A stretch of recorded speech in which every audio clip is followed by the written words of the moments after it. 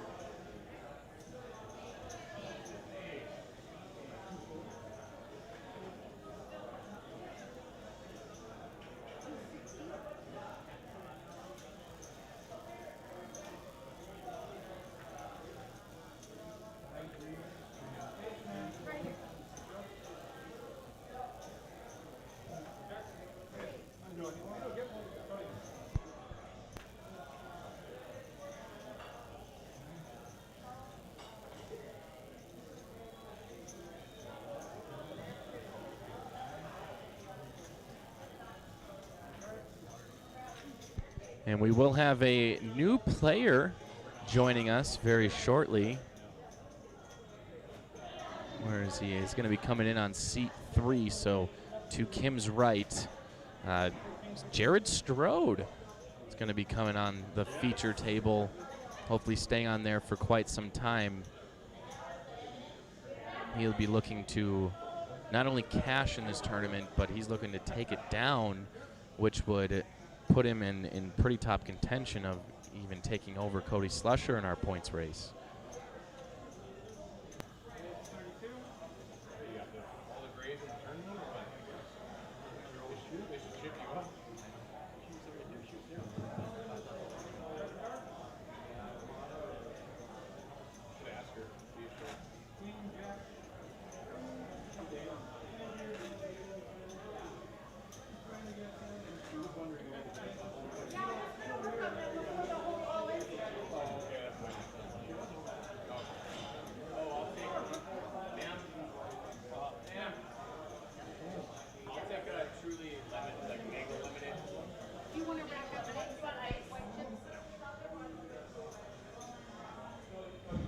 Jared, one thing super notable about him, obviously with the win in Valley City, he's one of those poker players that is extremely consistent with every action he makes. I talked to him last month after he won the tournament, and he takes the same amount of time to make every decision, whether it's a fold or a bet or a raise or whatever it is. Takes the same amount of time to just stay in a rhythm and to hopefully not give away any tells as to what his hand might be.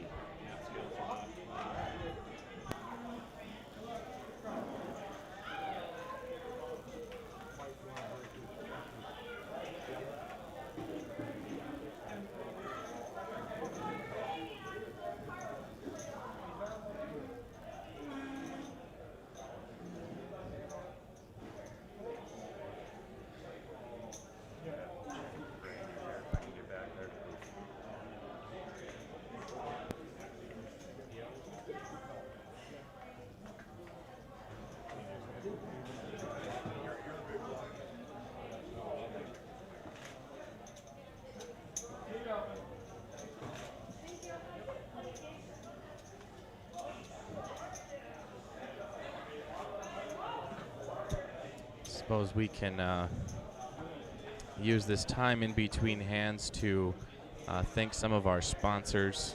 Definitely NDAD for allowing us to host, or to be the host for this tournament, and allowing us to come in and run this tournament for them. I'd also like to thank Heavenly Hog. Great food over there. KFGO, Posh Hair and Salon, Randy's Diner, who they are opening up a second location in West Fargo coming soon. So be on the lookout for that.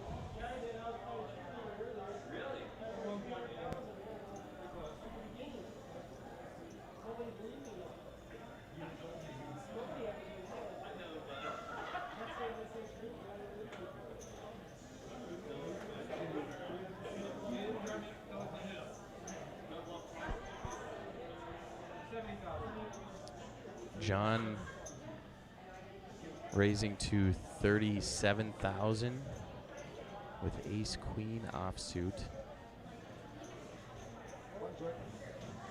Not much to see there, folks.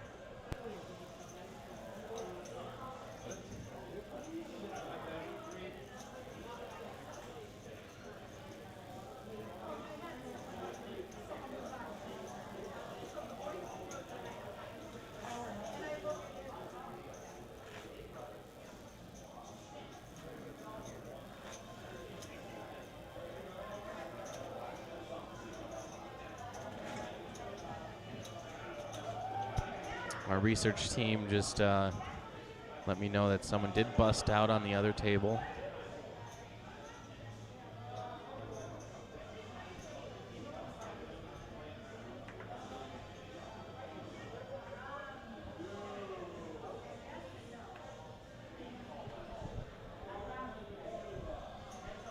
Action on Curtis. Curtis veers straight. Last time I remember seeing him personally, this is my own memory and it's not the best, but it was at the windbreak a couple of years ago. It's been a long time since then, so I'd like to re-welcome Curtis back onto the feature table and hopefully a final table. And we do have an all-in.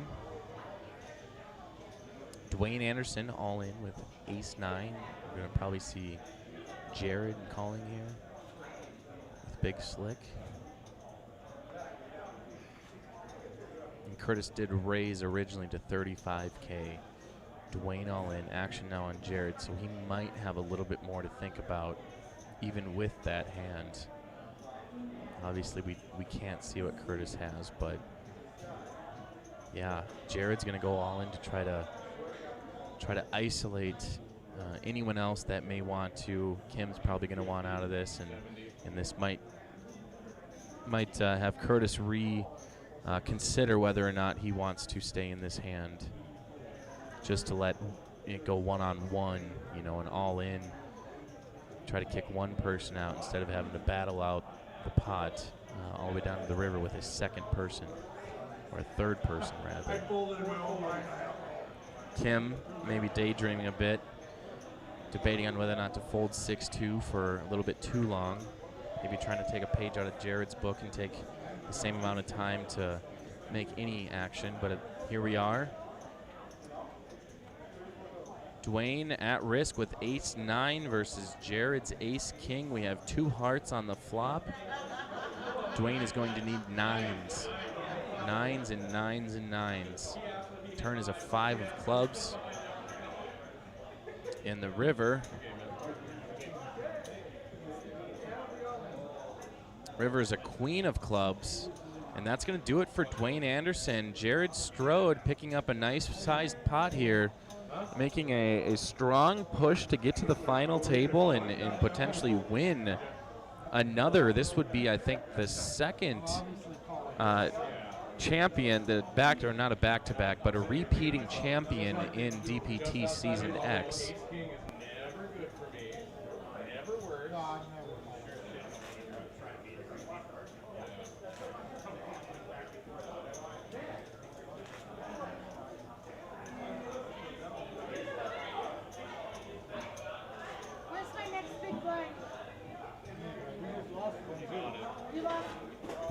Wow, so there we see our chip counts. Rob in the lead with 755. He's been pretty quiet. Jared was definitely in the bottom of the barrel. Picked up maybe 100K in chips since sitting down just a couple of hands ago. We are at the bubble. My team out there said, I just heard him, Dana, yell, we're at the bubble. So that means there is 11 players left. We'll see if all the existing players will agree to chip in a small amount. It's kind of an unwritten rule of poker, at least what I've seen, is you pay the bubble 10, 20 bucks ahead, whoever it may be, just to give them a little bit, almost to thank them for going out. So the rest of them are now would be officially in the money. But Rob here with pocket sevens raises to 32,000. Actions on Mike to call. Yeah, I wouldn't expect him to call with the hand like that. Jared's going to throw away ace-4. Kim, I expect to do the same. Curtis to quickly follow suit once he looks at his cards. And Rob is going to take down a small little pot here.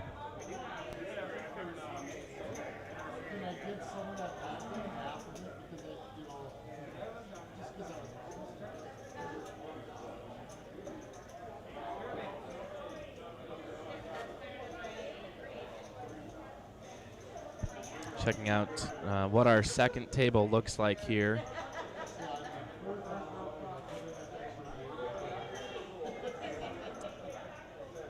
There we see Joel straight ahead, and then Michelle Meza making another run. I've got to look up the DPT point standings because Michelle's got to be creeping up there.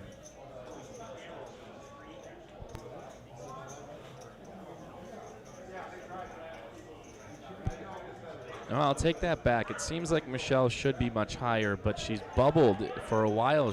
She was known as the bubble girl because she always, for like 2 or 3 tournaments in a row, was hitting the bubble but could not get to or she even got to the final table, but the bubble was still at the final table.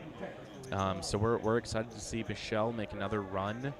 I think it would be back-to-back tournaments from the Speedway till now that Michelle. Yes, she cashed last tournament. Be exciting to see what kind of a run she can make right here.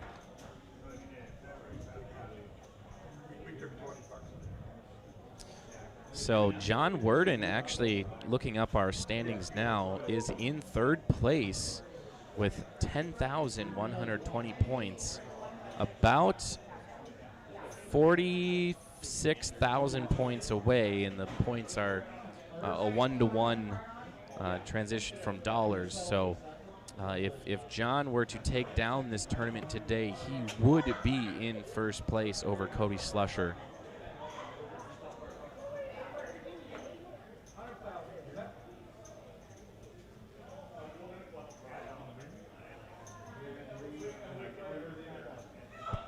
Jared Strode taking down this tournament would bring him up into he'd be in contention in third place with John. They might switch places there.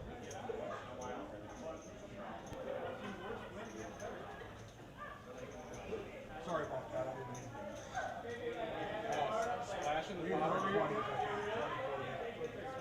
Oh, Kim going all in with aces. I was looking up our point standings. A little too involved in that. Should leave that up to my research team to look up those kinds of nuances.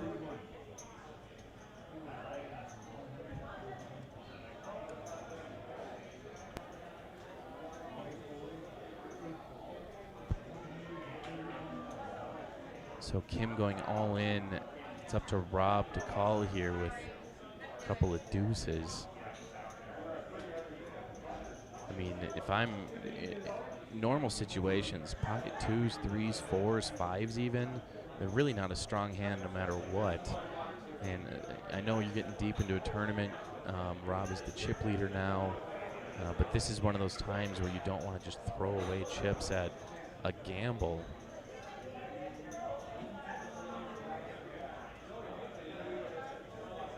It's going to be 6 of those yellow chips. And he just throws them out there. He's ready to gamble. American Airlines. Ducks. We just watch those deuces come. Quad ducks.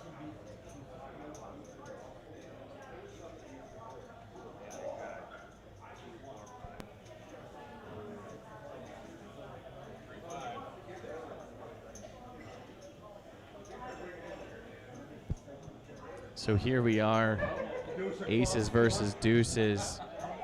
Kim will most likely double up here if we see something on the river. No deuce. Oh, there it is. He's got trip aces. adding insult to injury. Oh my God, I didn't even see that. He flushed it, he rivered him with the flush. Oh my gosh, what a turn of events there. I guess Rob's gamble paid off. Deuces, cracks aces, and despite him hitting trip aces, it was the wrong ace in the deck because it was the club. I'm going to have to take a break here to go throw up in a bucket real quick. That was disgusting. And that's going to mean we are all in the money here. We still have to wait for one more player to bust out before we break to our final table.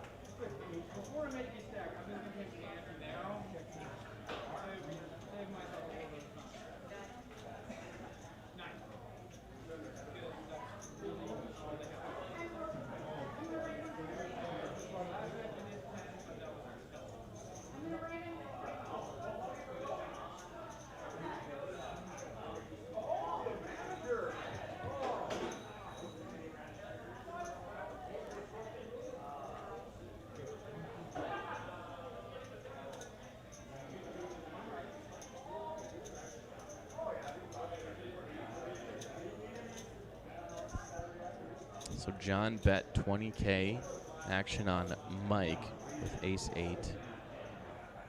He's going to re-raise to 70,000. He's going to fold.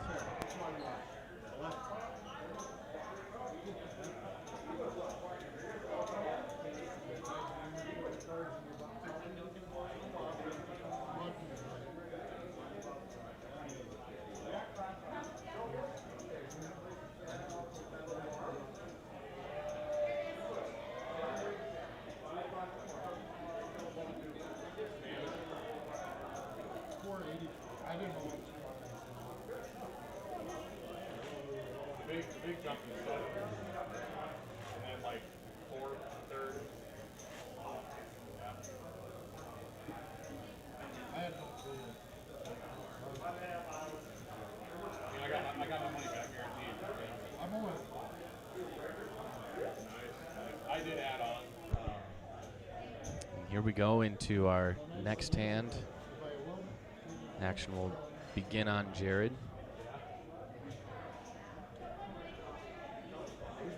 Fold, Curtis folds. John will fold. Rob with queen 3. I believe he will be our chip leader right now with a massive pot like that, taking Kim out just a hand ago.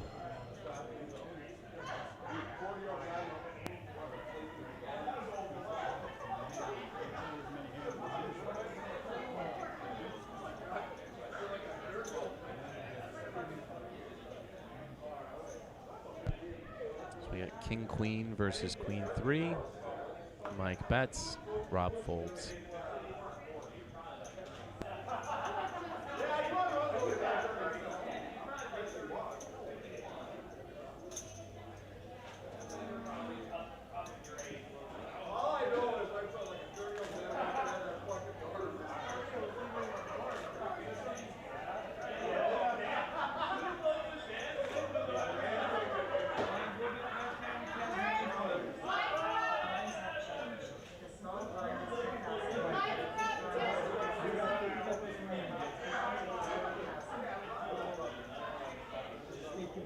So after this hand, blinds will be going up.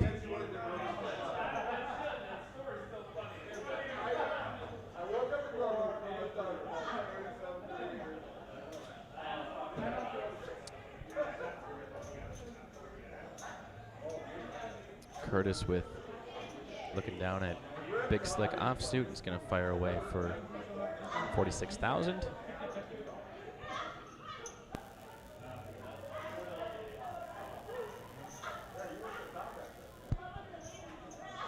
We'll fold around to Jared. It's up to Jared, and Jared only to continue this hand and says nope. Gonna fold. Nice hand, Curtis. Let's move on to the next hand. We get down there. No rush. 20, 21. We get closer this time of night.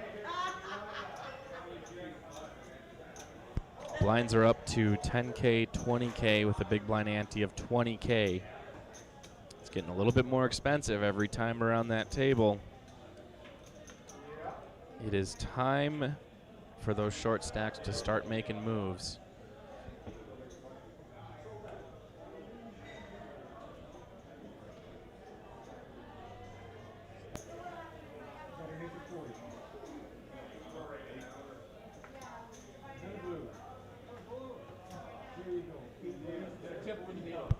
John looking down at ace-8. He's going to call. Rob will.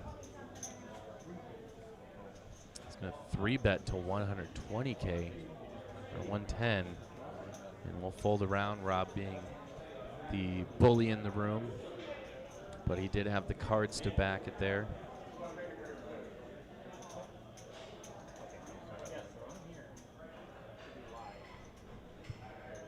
And we'll take this brief time in between hands to thank another one of our sponsors. Mentioned before, Randy's Diner. Thank you, Randy's Diner, for all your support. If you've never been to Randy's Diner, go ahead. They're over on University in Fargo, but they have homemade daily lunch specials and soups. They have their famous cinnamon streusel coffee cake. Serve breakfast, lunch, and dinner available all day, every day. They offer senior and military discounts. And don't forget that new location coming soon to West Fargo on 32nd Avenue, just west of Cheyenne Boulevard. So a lot of great things happening with Randy's Diner. It's good to see them coming out of the tail end of a worldwide pandemic, expanding and being successful. So thank you again for your sponsorship, Randy's Diner. Have Jared raising to 50K. John, 30K to call. Will do so.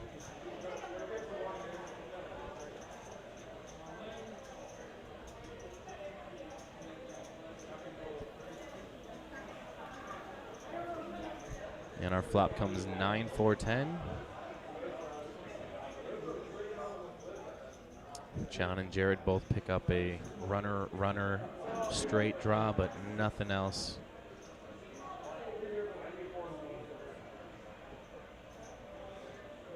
Jared will be the first aggressor and will take down that pot.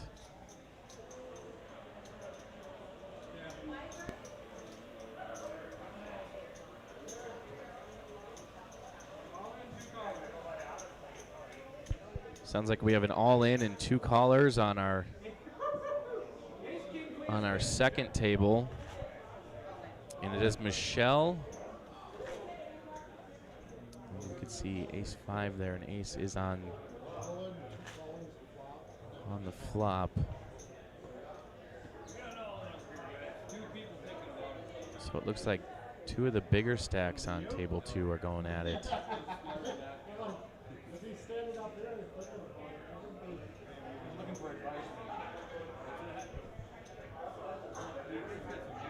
Certainly a lot of debate here, whether or not what's going on, what you want to do, how you want to play this hand.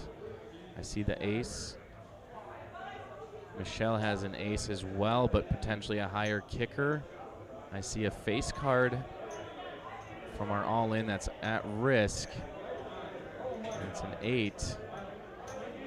Was that a 9? It's a 9. It looks like Michelle just picked up 2 pair and rakes in a massive pot. Oh my God, she can hardly contain her excitement.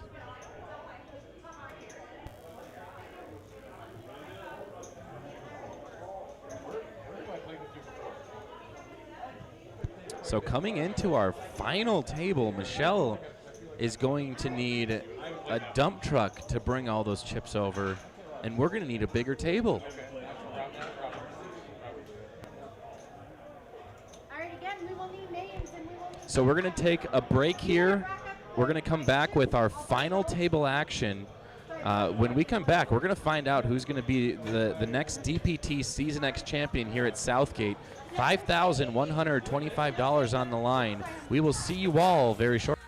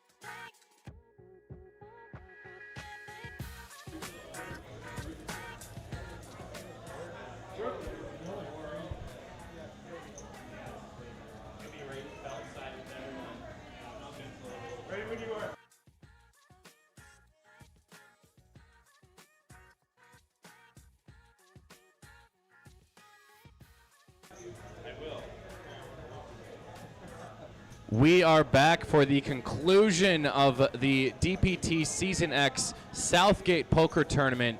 We're down to 9 players, whittled down from 87. Right now, our chip leader is Rob Urbach with 965,000 in chips.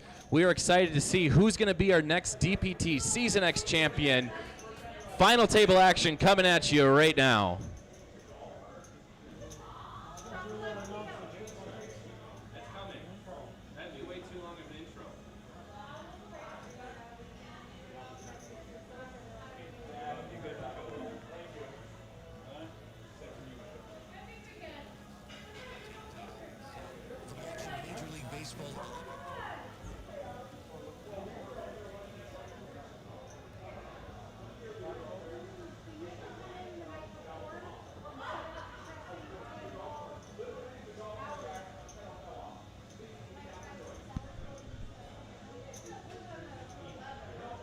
Was getting absolutely dogged at the table just now. I think it was Curtis who was asking me, or Rob, if I would start announcing chip stacks, and what he doesn't know is I do that now when I'm out of the front of the room. But we will start announcing our players at the table and their starting chip stacks. Mike Merrick has not moved. Seat 1, 550,000 in chips. John Worden, 2016 North Dakota State champion, won 30K in Minot. He has a total chip count of 250,000. Craig Tostenson from Grand Forks, 119,000. Rob Urbach, still our chip leader, 965,000. In seat 5, Curtis Veerstraight, 355,000. Seat 6, Joel Clipping, 355,000. Seat 7, Michelle Meza has done it again. She's final tabled, and she's not a bubble girl. 405,000 in chips. Right in the middle of the pack, bottom middle of the pack. Jared Strode in seat 8, 335,000. And Dallas Dewitt out of Park Rapids, Minnesota, 453,000. We're going to jump into our action here. Curtis Veerstraight looking down at ace 10.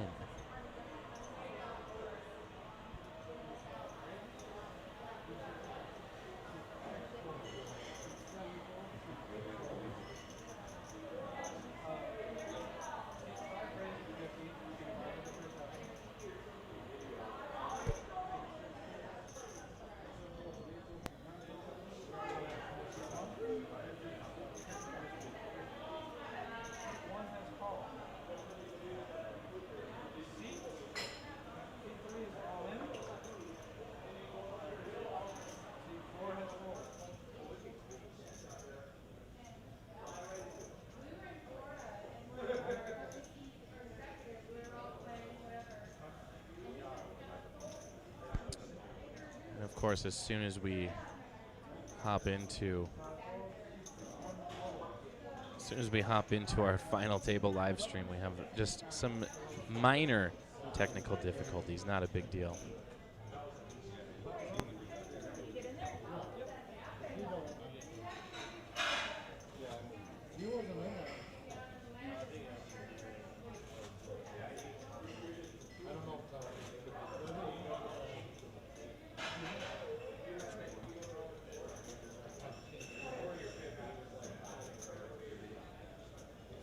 We're just having slight communication issues with the dealer from the front of the house to the back of the house. Should be resolved here very shortly.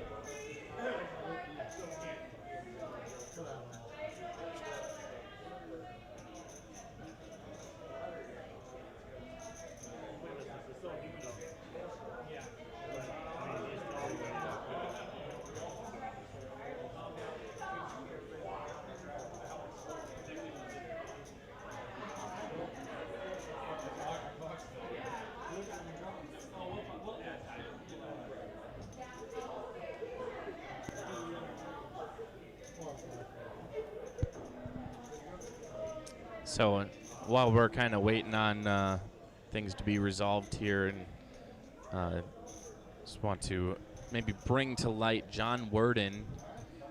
My research team has worked their magic yet again. John Worden just digging through stats and finding stories deep in the statistics and whatnot. But John Worden in third place in points for the DPT. If he does not win today, but maybe gets second place, he very well might be the TOC, or no, sorry, the player of the year in points, despite not winning a single tournament here at the Dakota Poker Tour. So it's always not about the wins, it's consistently placing and taking home some money to constantly be running up that leaderboard, and John has done just that. But let's see if he can round off his DPT Season X with a win here and pretty much seal the deal on being number one. And Curtis is going to go all in against Mike. He's looking down at 2 5s with ace-10 suited, 2 diamonds.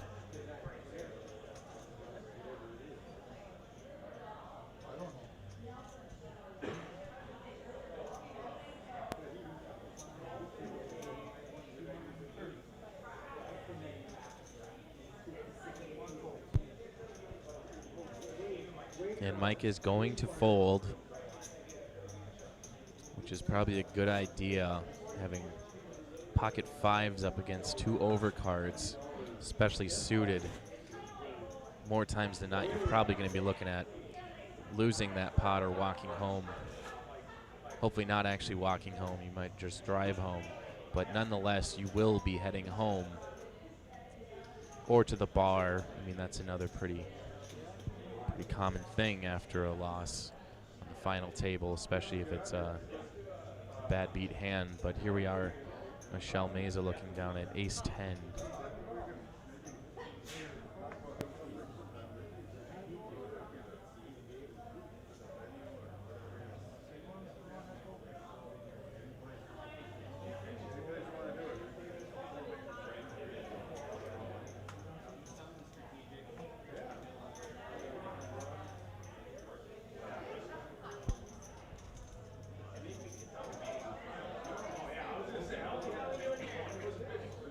And Curtis will call, Michelle will call.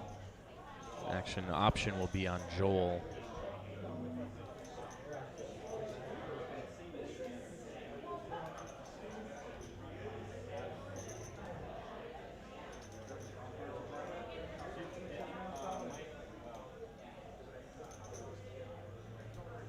Joel's gonna go all in. This is pre-flop.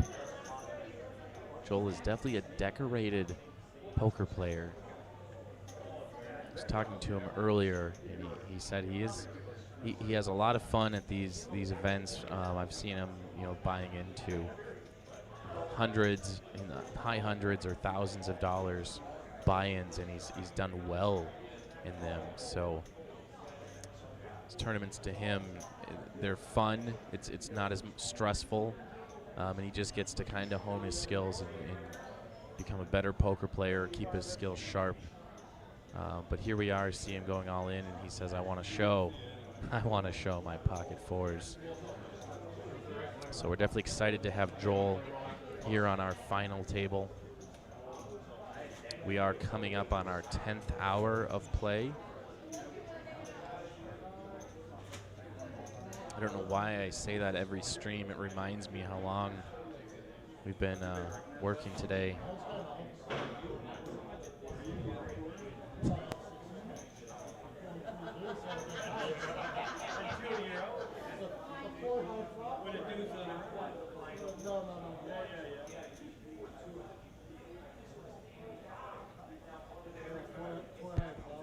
Here, Jared, you're gonna see his. Going to be happy looking down at two ladies.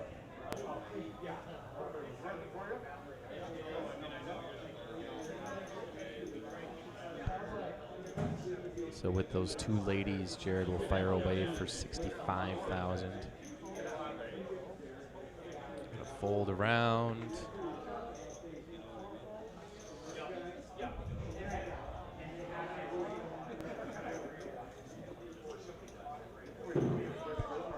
Curtis certainly has a chance he calls. Obviously, there's no way Curtis would know what Jared has. I think that's a pretty good play to lay down those 8s. It's a middle pocket pair.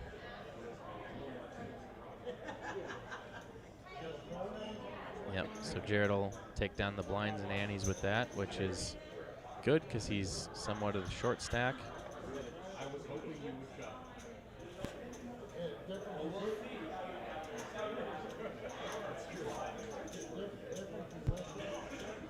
Go ahead here and take a look at our chip count. Robert Urbach, about 25% of the chips on the felt. All the way down to Jared, Michelle, John, and Craig. Craig is definitely going to be looking for even a half-decent hand, maybe having only 3 big blinds left in his stack. He'll be looking at going all in pretty soon to try to double up and keep his tournament hopes alive. But nonetheless, he is cashing. Cash is good.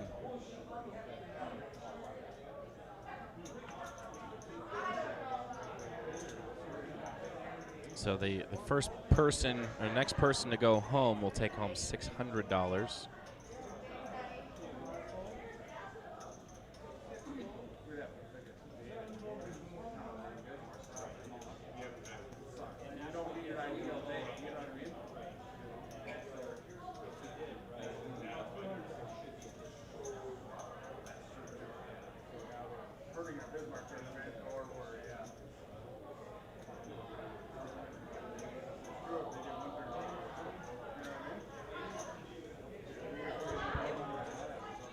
Not a whole lot going on there. This is going to be maybe part of the ebbs and flows of the game, where it kind of slows down a bit, then it speeds up and slows down, and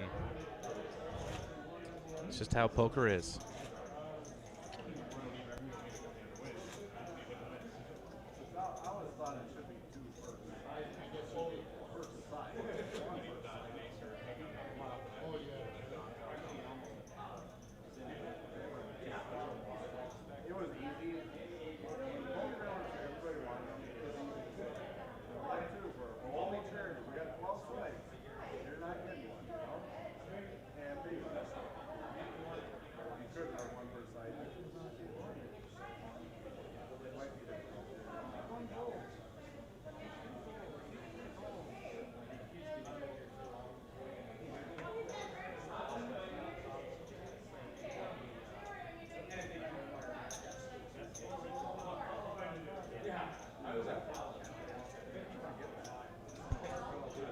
Here we see Rob's gonna finally get in on some action. Sees suited connectors and will raise to 55,000. Action over to Joel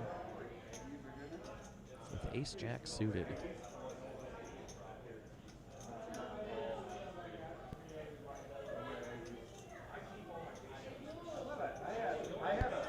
Joel sizing up a call here.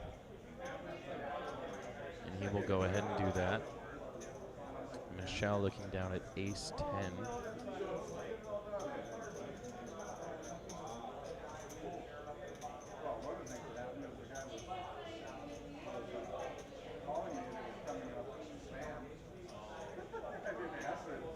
She will fold. Little does she know it's a great laydown. Jared folds, Dallas 9-5 suited, but not great cards will fold. And we'll have 2 to the flop, Rob versus Joel. See what those 3 cards are.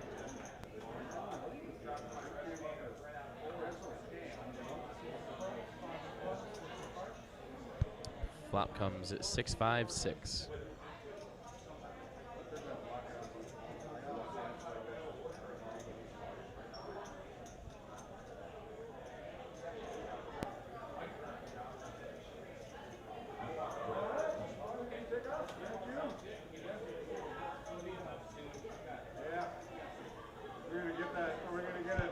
Rob will check. Joel will fire away for 40,000. Rob will call.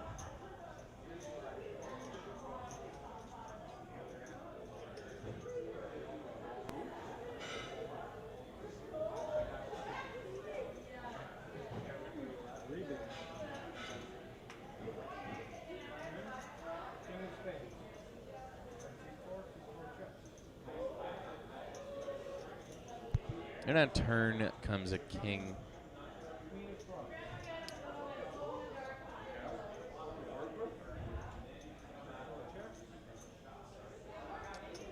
And on the river comes a queen, so that's going to secure the deal for Rob. The only thing he's got to worry about is if Joel would have the king. And it looks like he's not worried about it.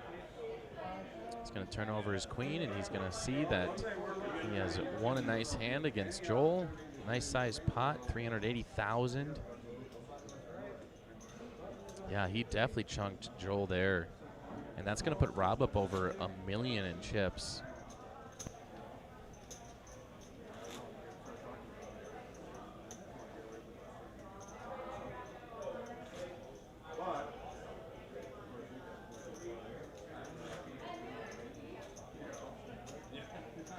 See what I have to present?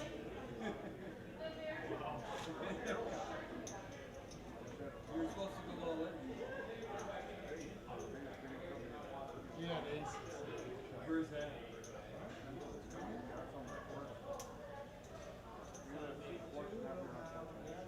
What? That's not me. Well, it's your big one.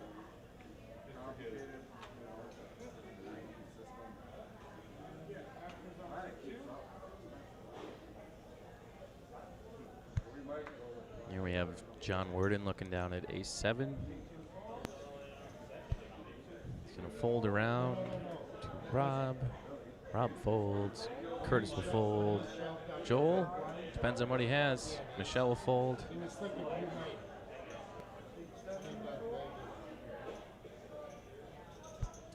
And Jared with the option.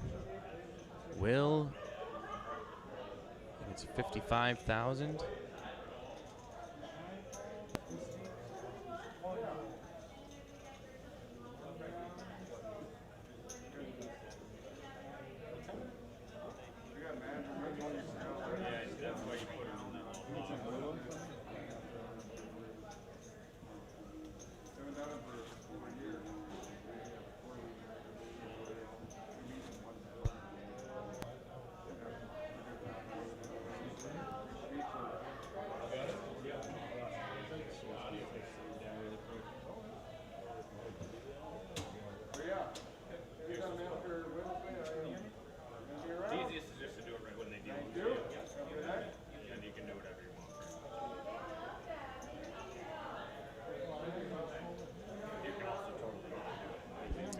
We are just having some issues with our comm between the dealer and the back of the house, so we can't hear them call any action, which is extremely important if we want the graphics to be accurate.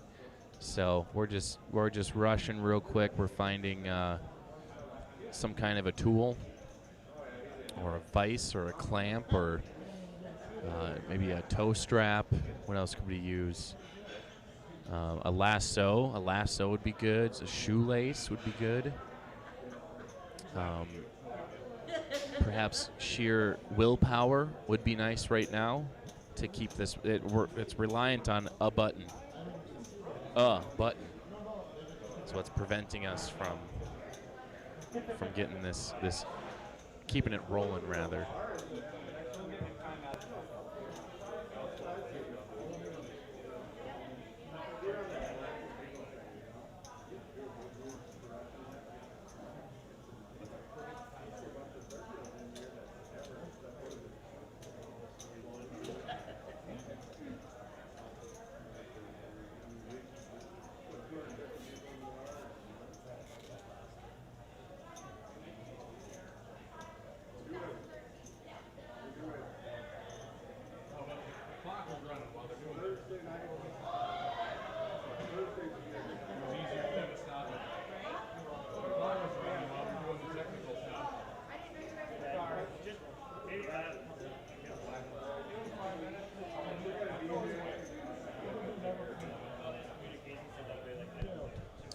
Definitely want to thank our lead technician, I guess video guy, camera operator, setup crew.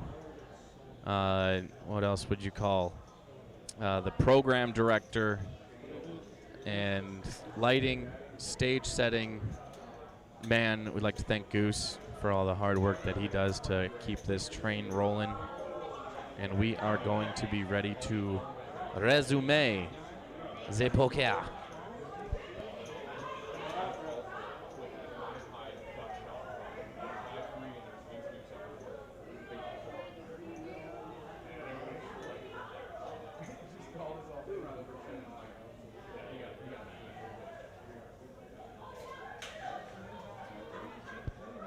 And we're back, continuing final table action at Southgate Casino Bar and Grill in Grand Forks.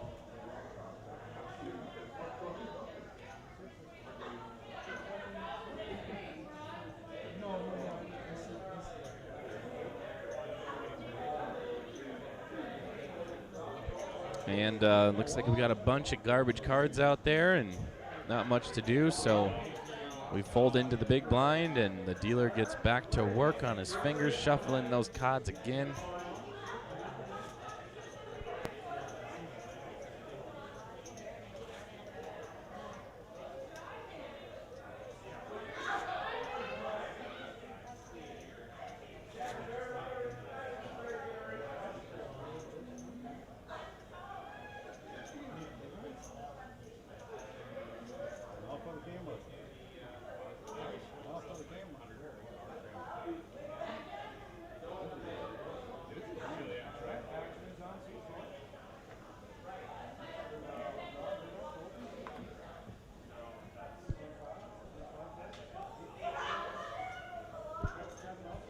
We're going to fold around to Jared.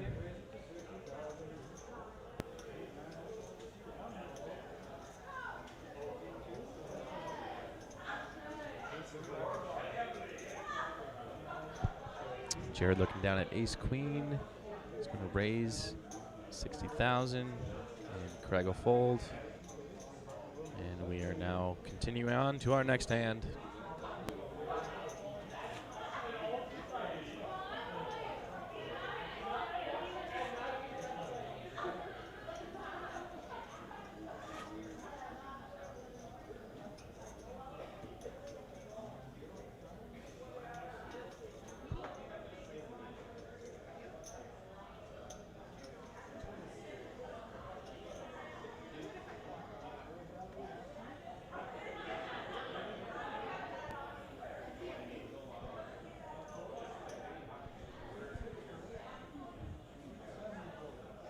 And we're going to fold around to Jared again.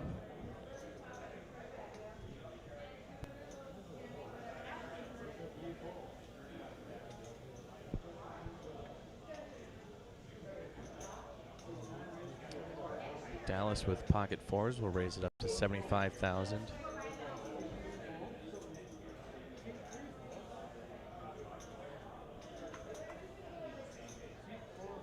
And we've got a whole bunch of nothing again. Therefore, Jared wins again. No, that was Dallas.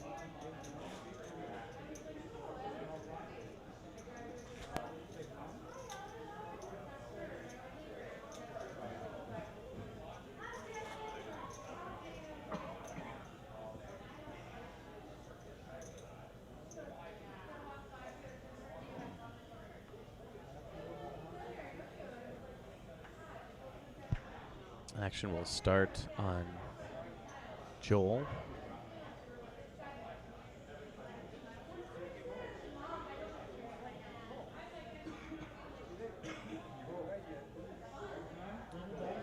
Folding around to Mike.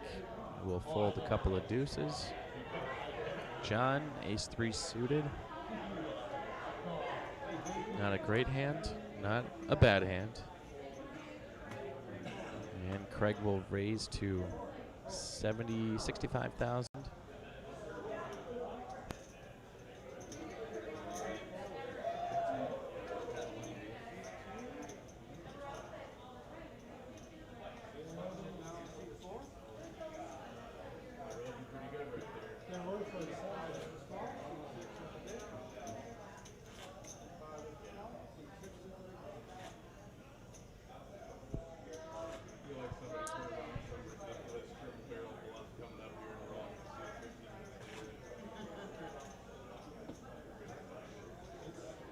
guy who can do that is this one.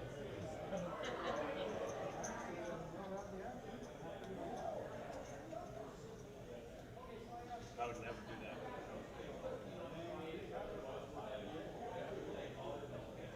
Well, they showed the front. Huh? Those two aces. Really? Eights.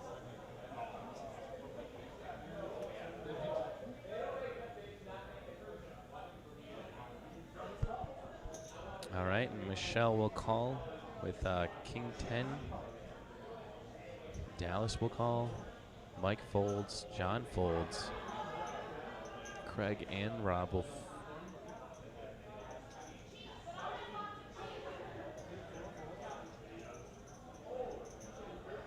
Action on Curtis with pocket sevens.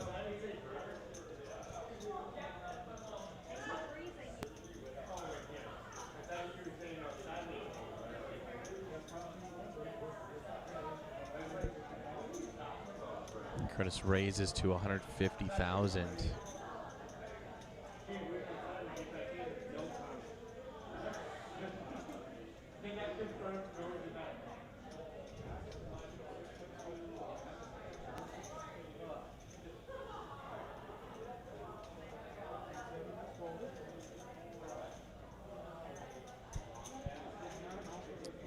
So Curtis raising to 150,000 will cause everyone else to fold. I didn't want to say that. At the same time, I'm not.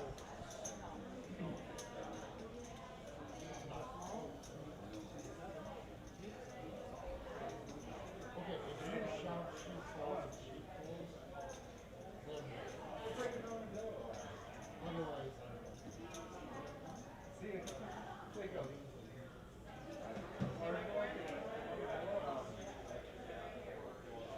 Too hard? Too hard. I said Bacardi, I'm like, Bacardi what? You want a Red Bull? Aye. So we will start our action on seat 8, which is Jared. Dallas will fold. Mike folds, action over to John. Look down at King 7, and maybe he's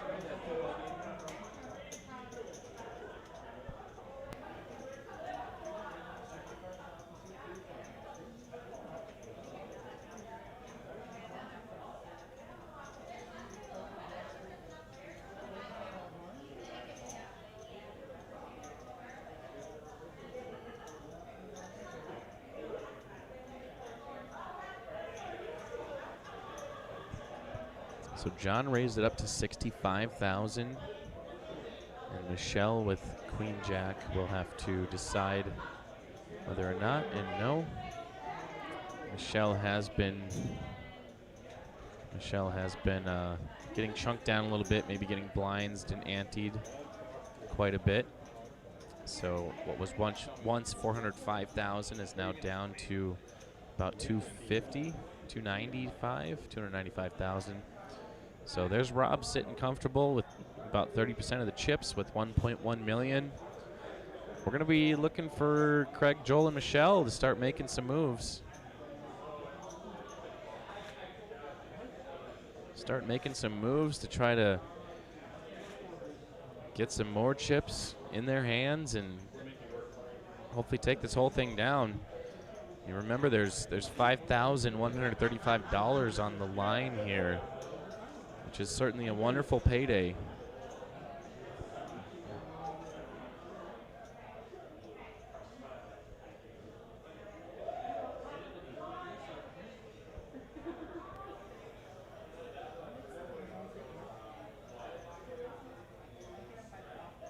Gonna start our action here on Dallas.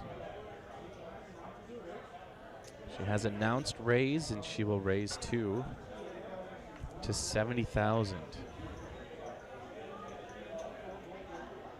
Probably going to be folding around here to Joel. Joel folds. Michelle also folds. Jared up to him for some action, and he folds too with 5 deuce offsuit.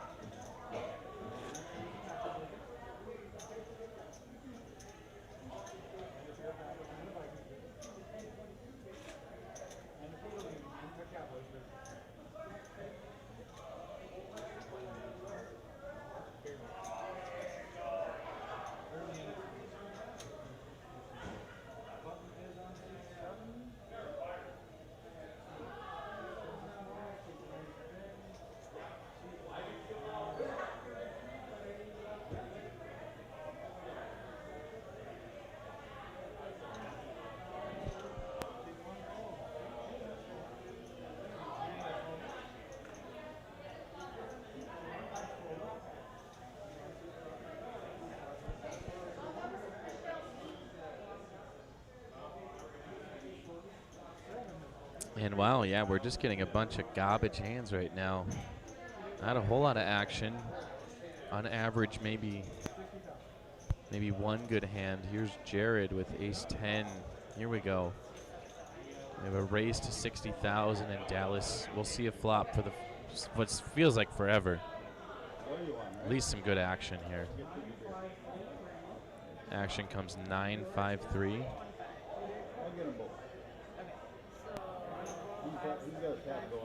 Yes, he does. So 9. Flop comes at 9-5-3. Rainbow. Dallas will fire away for 60,000. Jared will call. Turn is a 9 of spades, not helping either player. And a king on the river, which will secure it for Dallas. I don't think there's much Jared could bluff at, or maybe the 9 is the only thing that Dallas is worried about, but she can't be thinking that 9 is within Jared's range to play right now, which is exactly why she's calling. And Jared will see that he's been chunked a little bit more. Dallas adding about 430K to her stack. And Jared, hopefully not fading. He is decrescendoing on his chip count. But usually after a decrescendo, you crescendo into more chips. Maybe.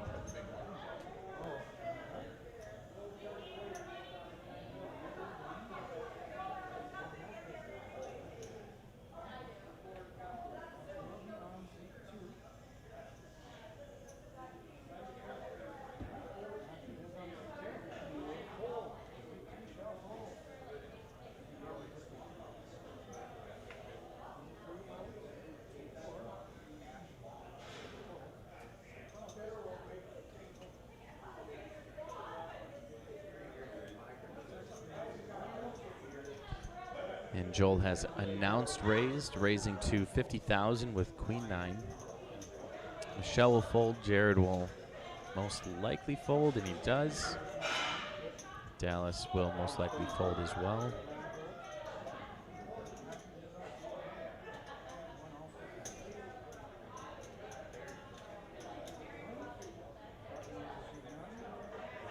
And Joel will win that. And at this time, I'd like to thank Posh Hair Studio in Spa. I got that wrong earlier, exact verbiage on it. But Posh Hair Studio in Spa, thank you for being a DPT sponsor. They are a Fargo-Moorhead locally owned salon and spa. And Posh Hair will help build independent small businesses. They are a one-stop shop for all your salon and spa needs. Anywhere from hair, hands, feet, massage, facial, spray tanning, and even microblading or permanent makeup. They do it all. They have a very convenient online booking service. Visit their website, poshfargo.com.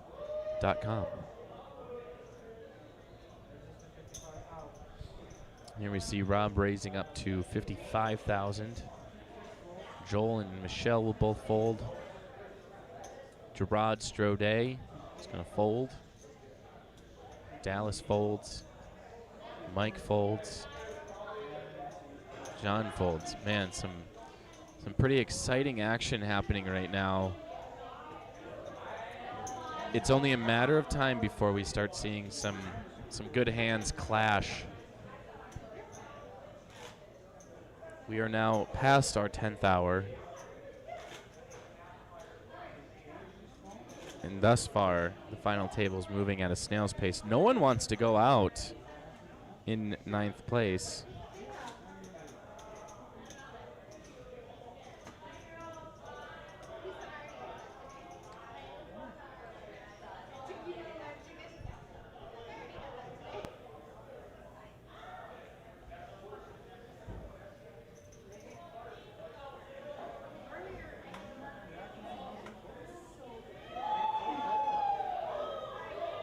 We're going to move around to Curtis. 5 deuce suited fold. Joel folds. Michelli announces raise to 50K. Michelle maybe getting a little bored as well here, wanting to try to get in some action.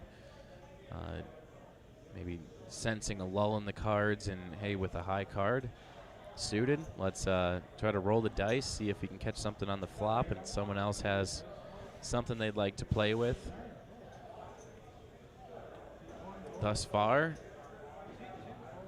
no one has had anything worth putting more chips in the center for. So Michelle, first aggressor, pulls down the blinds and antes.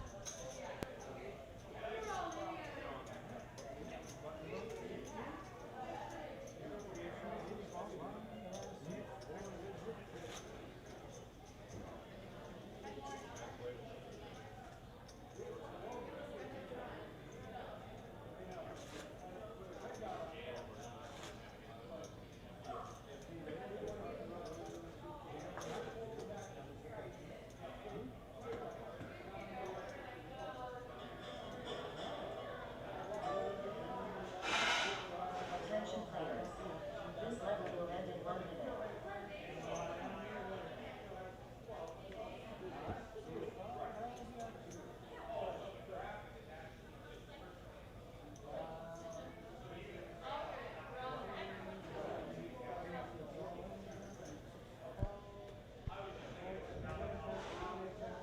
So Curtis raises to 40,000 with 2 unknown cards.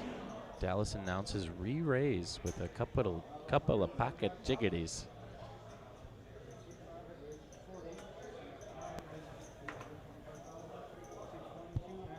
Dallas will 3-bet to 125,000, folding around to Curtis, who folds.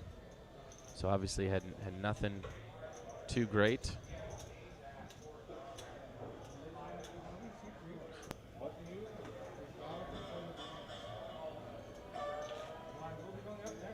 Attention players. The blinds have changed.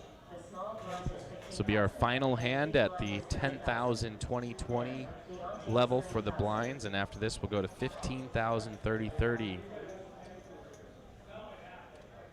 So we're obviously, with the blinds going up, means you're going to be chunked more and more every orbit around the table if you're a short stack, and you're going to be forced to make those moves sooner than later.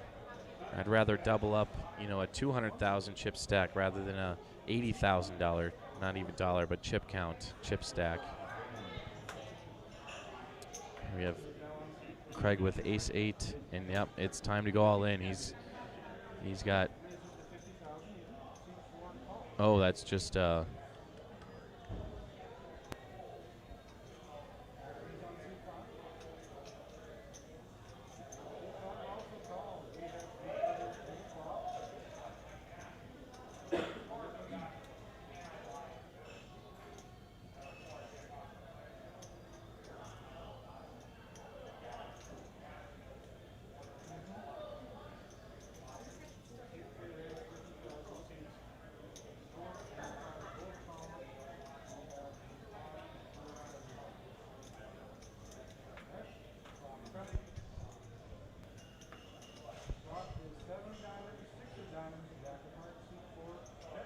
flop comes Jack 7-6.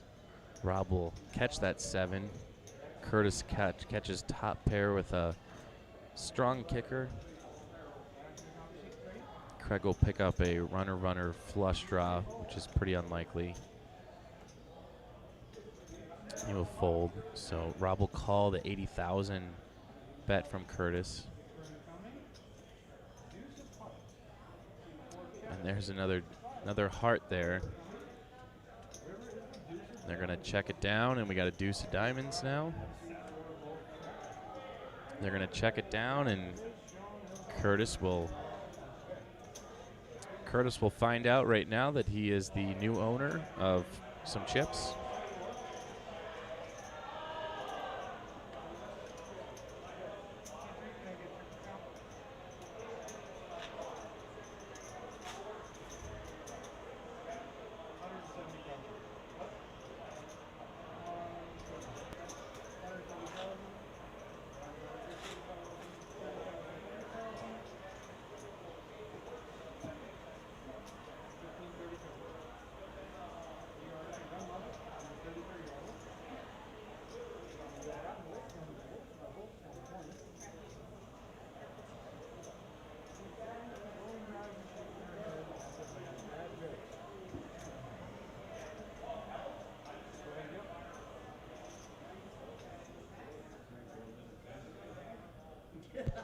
So after getting some new chip counts, just to confirm what we have on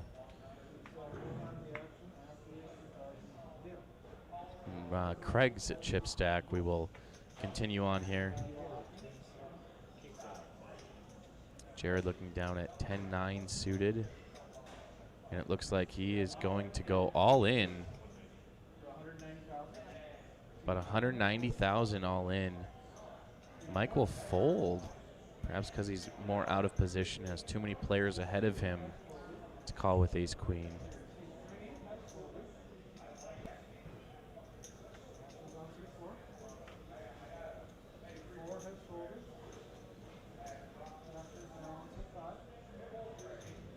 It's up to Curtis here, who will fold. Yeah, ace 7 not too strong, and Joel, we'll see if he wants to flip the coin here.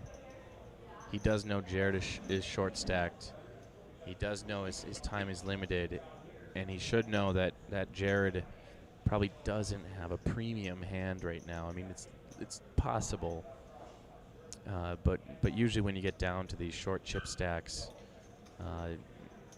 you really are looking for a high card and you're ready to go. But yep, Joel making the proper, probably the proper fold there. You know, he's got about the same chip stack as Jared, so if he were to lose that, yes, Joel would still be alive, but no, he would have like less than 20,000 in chips, which is not even, it covers a small blind, which would pretty much guarantee Joel to be out of this tournament. And knowing Joel's history with poker tournaments, he knows how to make it even further, and it's like second nature to him. Here we see Jared looking down at ace 5, has a little bit more to work with in chips.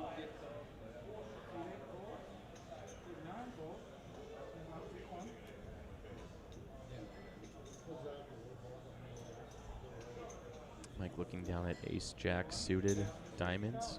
It's going to raise to 60,000. Going to fold around to Craig. Craig will decide to call. Rob folds. Curtis with the same hand, different suits. This has the brewings for a nice little action hand here.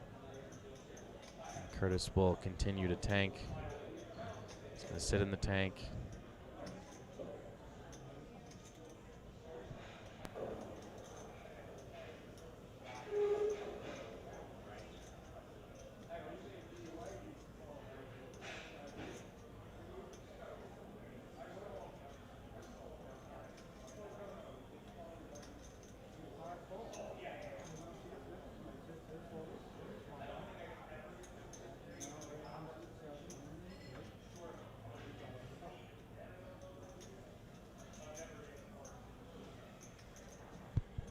So Michelle was 6'5". She is in the big blind, so it isn't only another 30K to call, so it's a discount. Still has some chips to kind of play with, but this is definitely a little bit of a gamble, and maybe she can pick up, she does pick up a gut shot straight draw. And seeing that they are low cards definitely helps Michelle's her case that she might have a stronger hand than Mike or Craig, knowing the position she was in. But Mike decides to go all in with ace jack. Craig will quickly fold. I cannot imagine Michelle calling here, because at this point it's boom or bust, and with no pair, basically 8 high, what's on the board. Plus Mike has the flush draw.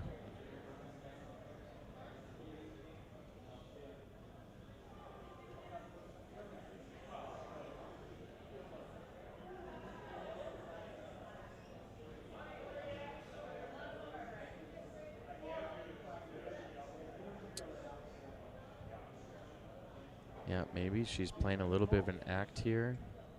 I mean, there's no way you have to think about, well, maybe you do, but maybe she thought, well, Mike, even if she thought Mike was stealing the pot, you're still risking your tournament life. So I'm sure that was all kind of to mask her hand, let him know that it could have been somewhat of a strong hand, but just not strong enough instead of a very weak hand. So, yeah, definitely, it's good to see her staying focused out there, and just like Jared, it takes time, same amount of time to make decisions, no matter what it is, even if it is you're gonna fold. Still takes some time. And so the other players may not be able to pick up on your tendencies over time, or to even throw them off the scent of what some of your tendencies are.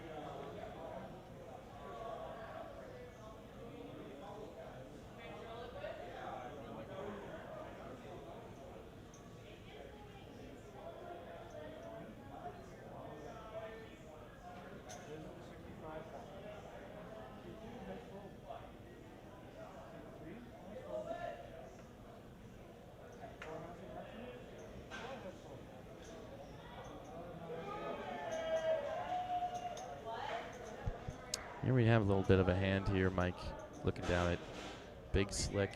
Oh, Michelle running into Big Slick here. We're most likely going to see a chop pot unless we see a bunch of diamonds.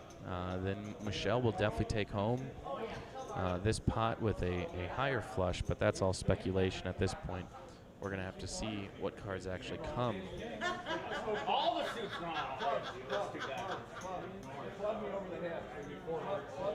Mike rooting for clubs, Michelle rooting for diamonds or spades. Obviously, Mike's diamond is dead, being that Michelle has the higher one.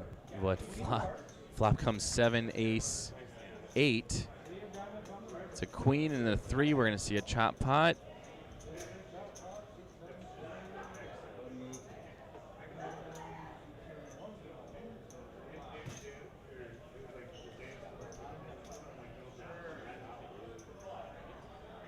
I can't believe the case ace come. I had ace four.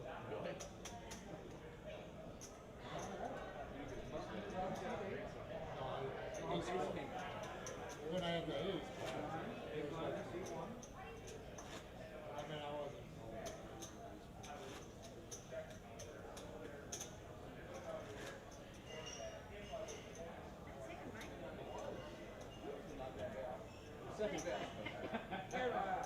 What can you say? He liked the flop better. I usually have one in it.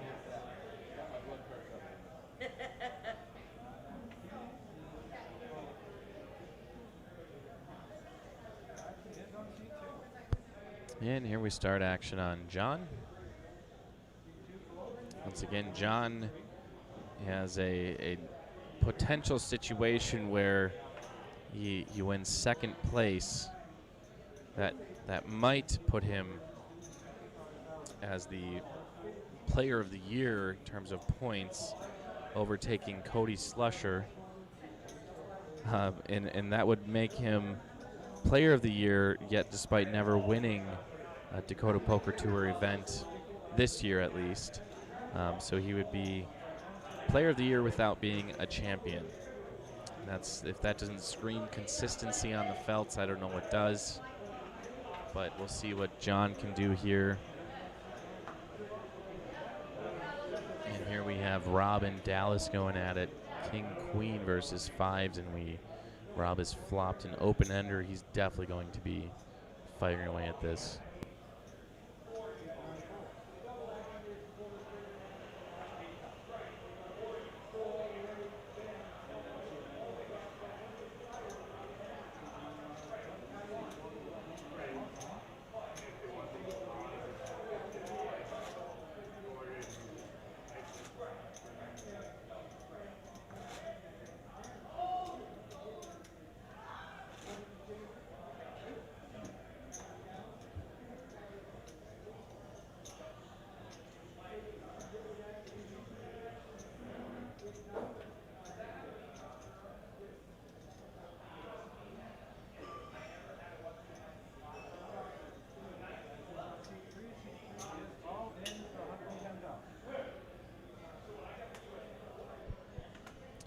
Craig's going to go all in with king, queen. See if we can get another good hand to call. Joel's going to fold. Michelle ace-6 suited.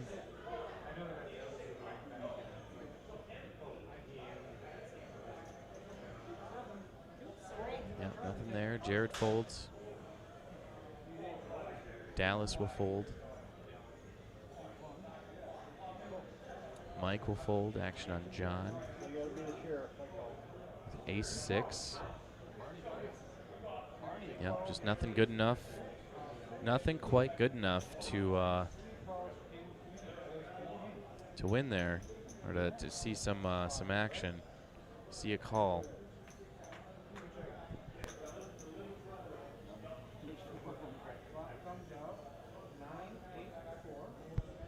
Never mind. John called with his ace-6 up against Craig's king-queen. So we have some potential to go out here.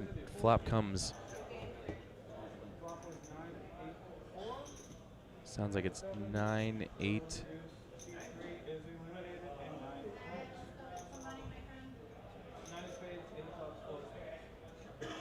Okay, so it was 9-4-7-2-8. Nothing that's gonna help Craig out. So that means John will eliminate Craig, adding some much-needed chips to his stack. When you ask for the 5, I'm like, you jinxing yourself. You're asking for the 5, just okay. Yeah, you did. You jinxing yourself. So that is our first player eliminated on our final table. Craig will be taking home $600 US dollars. That's too much thinking.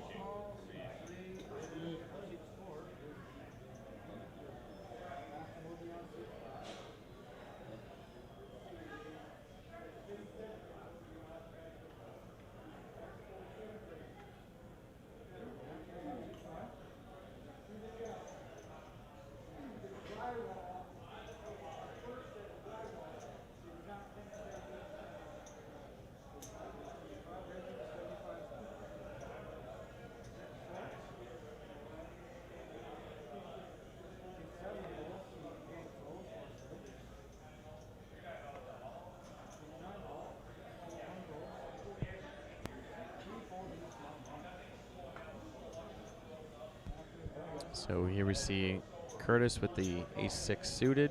He's going to raise to 75,000. Rob will said he's been sitting dormant too lately. He's going to call with a king-queen. He's the big stack at the table. So he's mostly been staying out of the action. Granted, he hasn't been getting a lot of great cards. But he's letting the small stacks battle it out. He's going to try to coast away to, obviously number 1 finish is what he's going for. But here we've seen a jack, 2 10s on the flop, and a 3 on the turn. And Curtis is going to bet 110,000.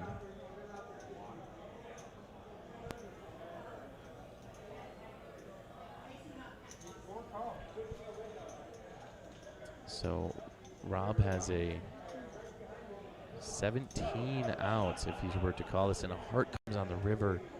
Oh my God, Curtis. Rob checked, hoping maybe Curtis would bet into him, but Curtis will go ahead and check, and Rob, you know, maybe playing a little safe, or doesn't matter. He's taking home a pot over $500,000 in chips. I suppose, you know, you're in a bunch of small pots and you don't really add much to your chip stack, but Rob plays one and adds $500,000 to his chip stack. Well, about $250,000 because he put all his chips in along with Rob or with Curtis. But it looks like we're going to do a quick dealer shuffle.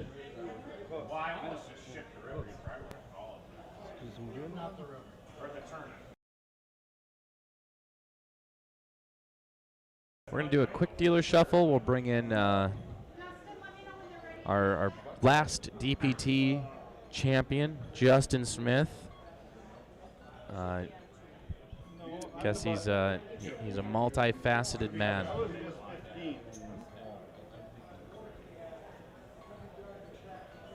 Right back at it.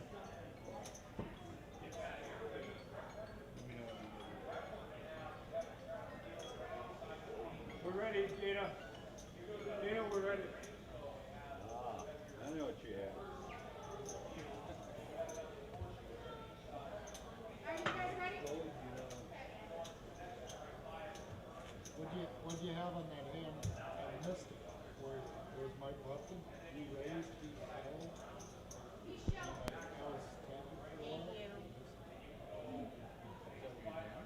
No, I folded.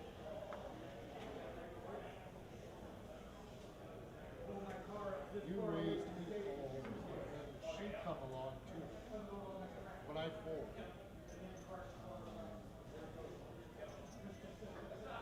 I had ace to that.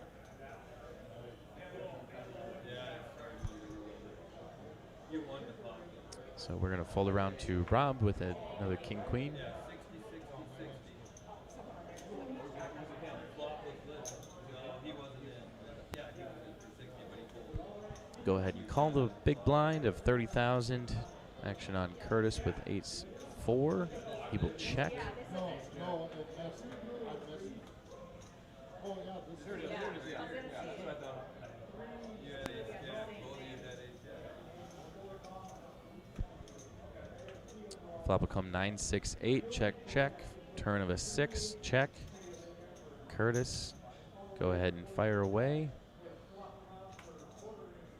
30,000. And we'll see a quick fold by Rob. and I folded, but I was thinking for a while. And she came along too. I thought I missed it.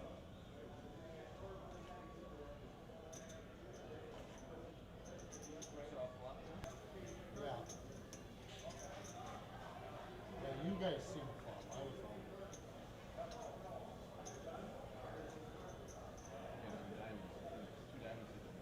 Maybe. It was all little cards. You didn't compare. Yeah, but 2 diamonds.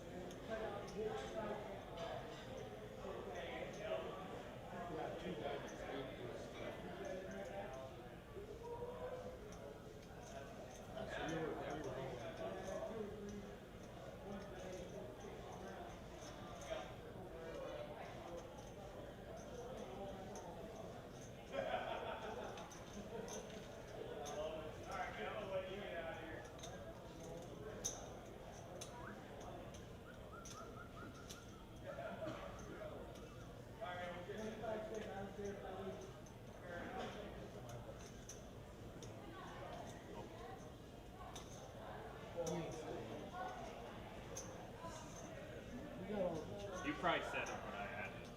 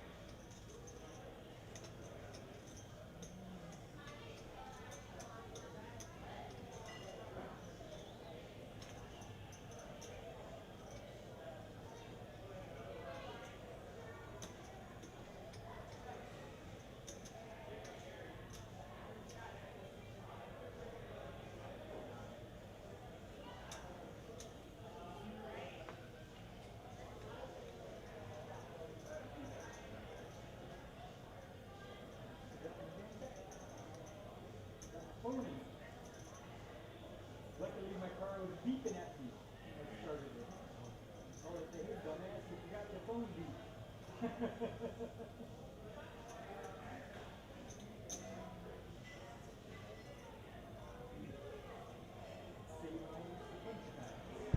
Here we go, Mike. A couple of rockets. Hopefully he's bought into some of those meme stocks, and he's going to be going to the moon on these. Michelle with ace-3. This could spell a disaster if she decides to get in on a hand like this.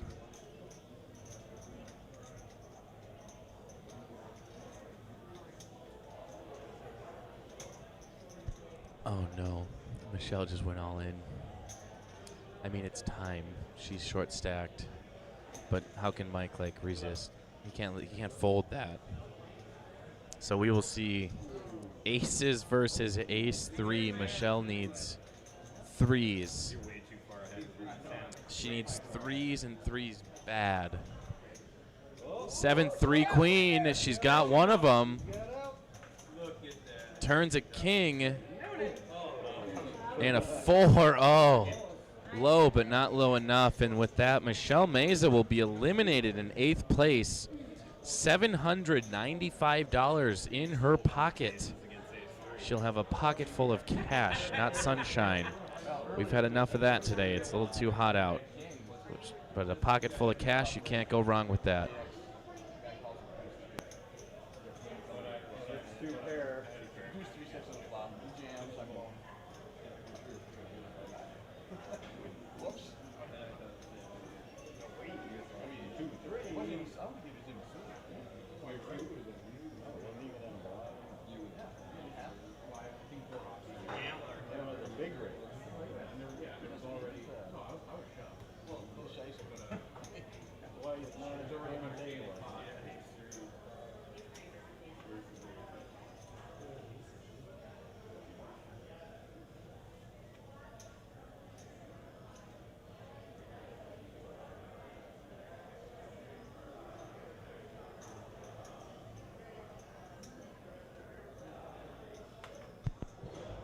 So wow, Michelle, another final table, another cash.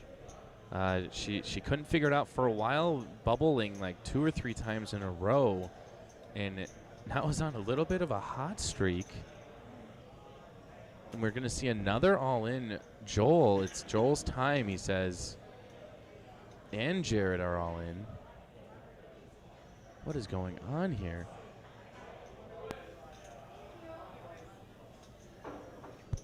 Dallas is going to fold. So we're going to see.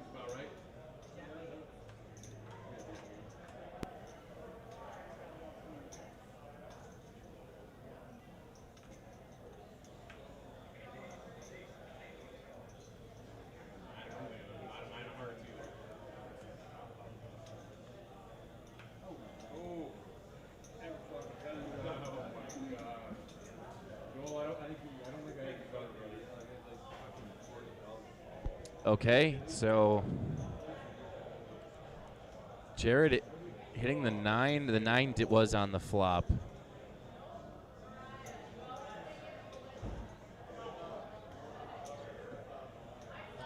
So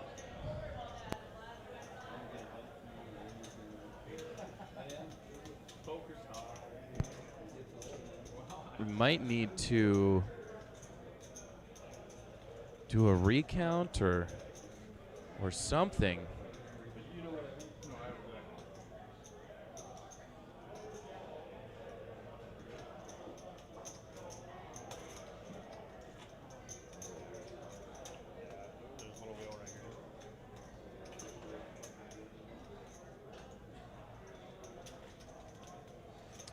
Okay, I think all is well in the world.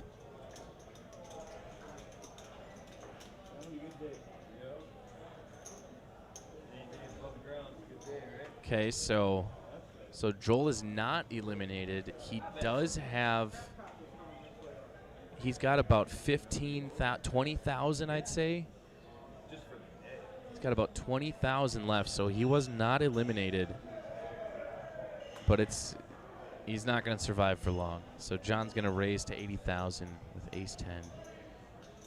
Curtis will fold. Joel has not long. I think who's the dealer on? I think the dealer is Jared. It's now Dallas. So Joel has a small lifeline, but it's bleeding out, and it's bleeding out fast. He has three hands, two hands, or 3 hands until he's going to be all either out or in. But he doesn't have much to double up. He's gonna have to double up a lot.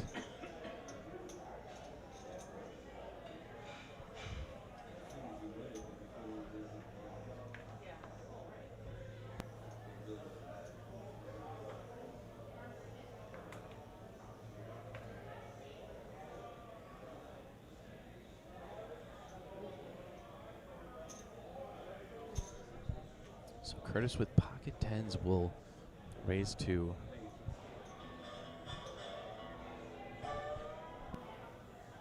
Attention players. Joel all in. We're not sure what his cards are, which just raises the anticipation that much more. No, he gets some of that I right get there. 10,000. Give him 10,000 whichever. Good luck. Okay, so it'll be Curtis and Joel.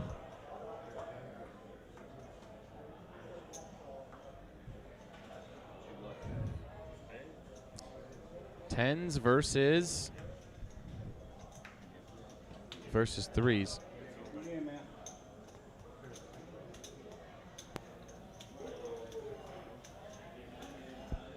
So Joel did have pocket 6s, which just did not hold up to Curtis's 10s, which means Joel will now officially be eliminated. And I believe that is 7th place. He has cracked the 4-digit mark. He'll walk home with $1,095. Great tournament for Joel. Happy to see him back on the DPT circuit.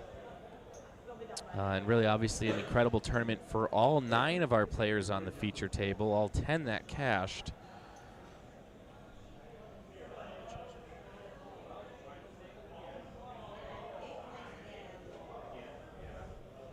But that probably, is a sigh of relief for a lot of the other players at the table if they do know Joel's poker pedigree. That they knocked out a pretty strong player. So obviously Jared's still knocking on the door of wanting to be 2-time DPT champion in Season X. We've got John Worden, who needs to pick up his first Season X DPT win.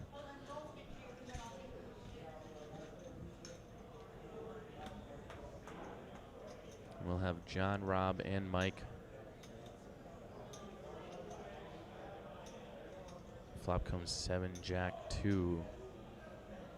Rob will check over to Mike. And he's going to bet 75,000.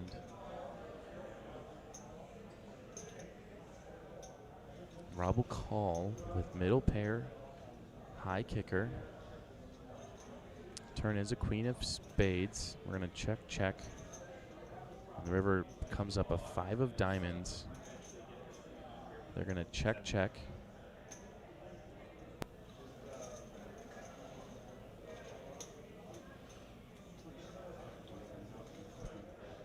So Rob will show his king 7, his pair of 7s, and that will hold up against Mike's mystery cards.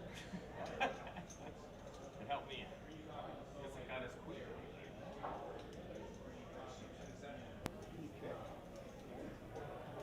You want to win? Party where I invite everybody in. Especially Rob. Yeah, I don't like to fold. I do fold.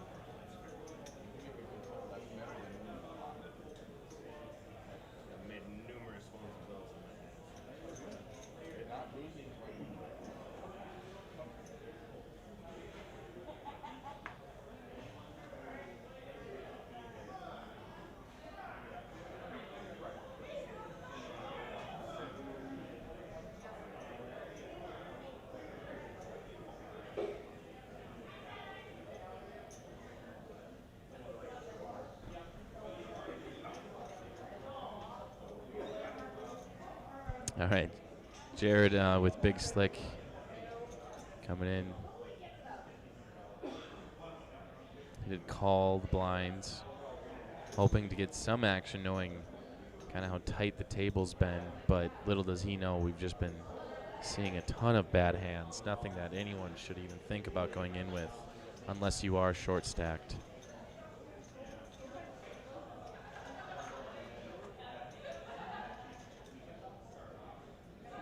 So we're going to see 2-Jack-6.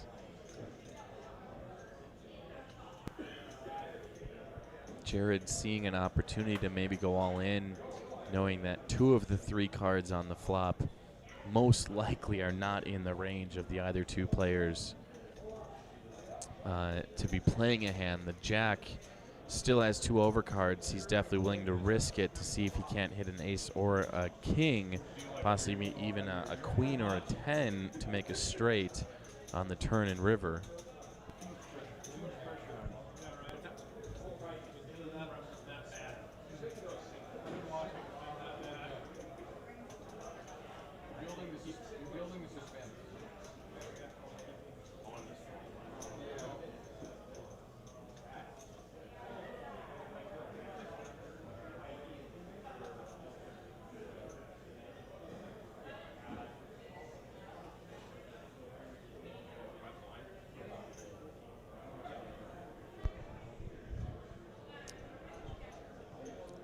So here, first up, Dallas, and she will go ahead and fold. Action over to Mike Merrick, ace-5 suited. He is going to raise to 100,000. John will fold. Over to Rob, king-queen. Certainly a good enough hand to, but no, doesn't want any part of it. He will fold as well. Curtis veers straight, looking down at ace-6 suited. He as well will fold. Jared will fold. And Mike will take home the blinds and antes, which is now becoming pretty sizable. What are we at? 40. What's our blind level at again? Just went up to 20, 40, 40. Pick up the blind levels and you're instantly pocketing 100K in chips, which would help out a lot of these players. In fact, we'll take a look at our chip count right now. Rob, with 34% of the chips in the field, we'll be seeing probably our bottom 3, John, Curtis, and Jared, most likely going to start making those moves, going all in, possibly with less than ideal hands. Here we see Rob with king-4 offsuit. He's going to fold. Curtis 6-9 suited. On the button. So he might be in position to try to do, yes, Curtis is all in. Oh my goodness. Jared folds, Dallas folds. Maybe one of the first bluffs we've really seen. I guess there's one thing I've noticed over time is players in North Dakota, they don't bluff a whole lot. I've seen a few for sure, but it's poker. You think that there would be more bluffs, but you just don't see it too often. Probably a good idea. All right, good luck, everybody. Drive safe.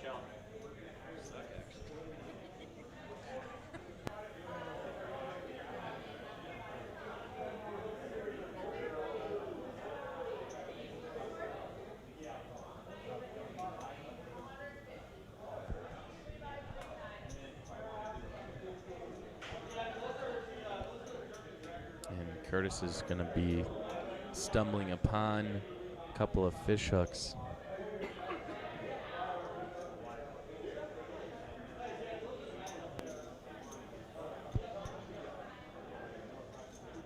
Going to raise to 105,000 with those jiggities. Jared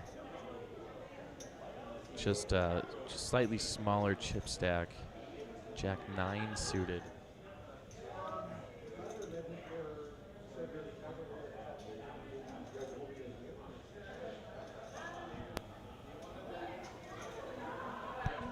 Jared going all in. Dallas will certainly get out of the way here. Mike folding as well, getting out of the way, and this is going to put Jared's tournament life at stake. He's going to hate seeing he's got a dead card with the Jack.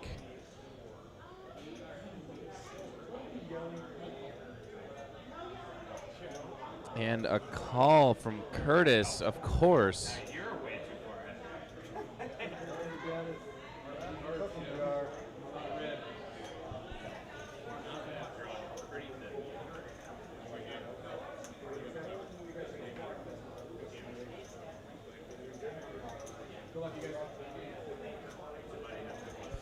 Okay, so 6 deuce, 6, 7, and an ace is going to basically, that spells out Jared's exit from this tournament.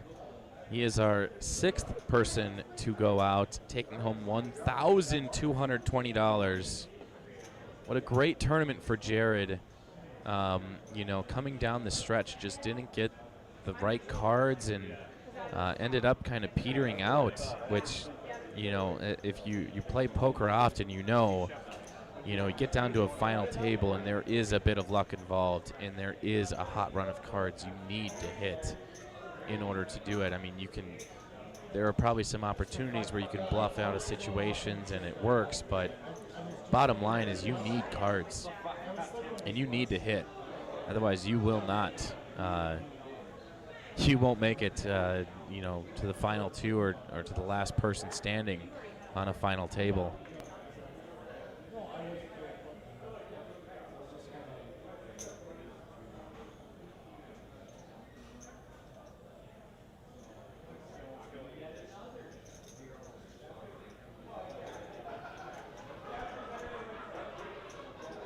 So here we are, Rob, with King Jack. Well, not like it matters because we all fold around to Rob.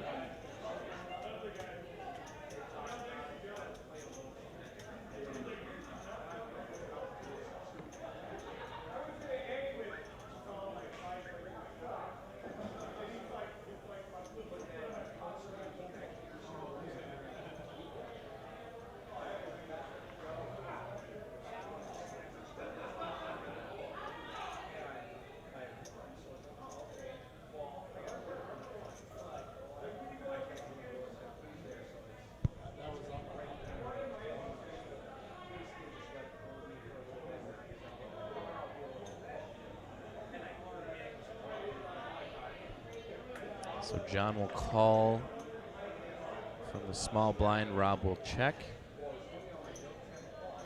And we'll see a flop come out.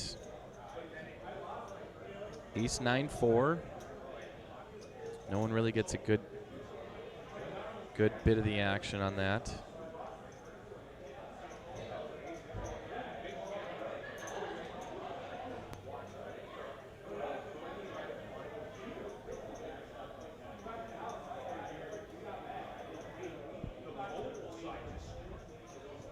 Definitely would like to thank our dealers for that stick around for the late night hours.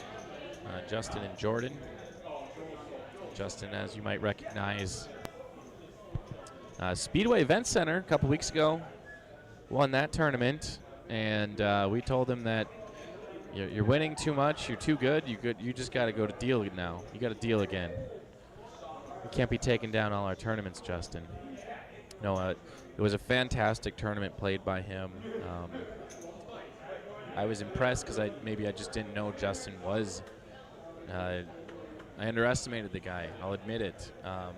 But great job on a couple weeks ago, Justin winning, and we definitely look forward to seeing you more playing in the DPT and dealing and all that good stuff. So we appreciate all our dealers.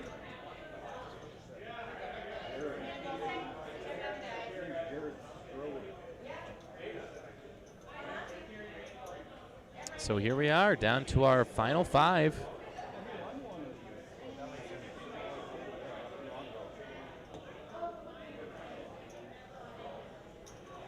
Next person to go out will take home just shy of $1,500.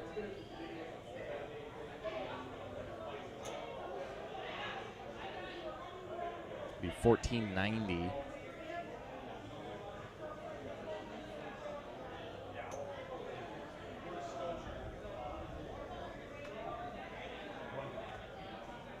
Yeah. John raising to 100,000 with King Queen. Curtis looking down at Ace Queen.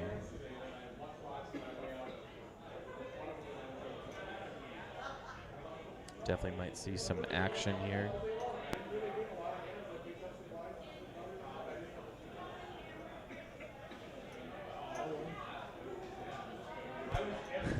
Curtis announces all in. Dallas is probably going to get out of the way. It's up to John. He's gonna hate if he flips this over. And he folds as well. Okay, so Curtis sneakily, I guess I didn't notice, up over $1 million in chips now. Second player to reach over $1 million, obviously Rob, our chip leader.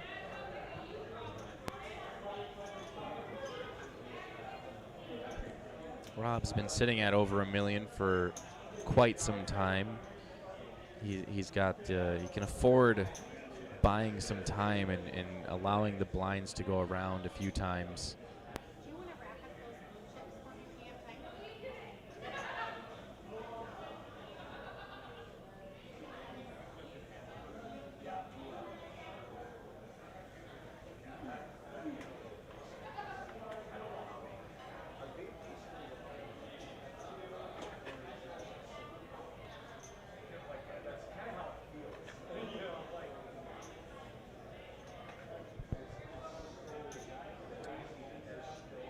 So here we are, Curtis raising to 80,000. Dallas is gonna fold her ace deuce.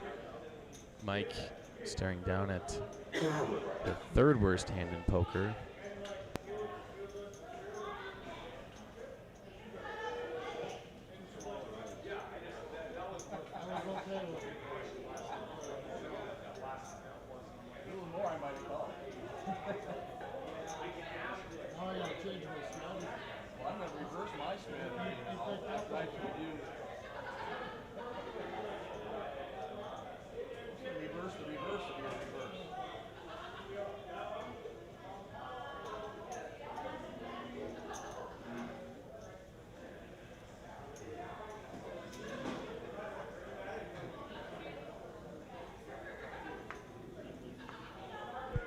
So it looks like we will be coloring up some of those blue chips now. Those are worth 5,000.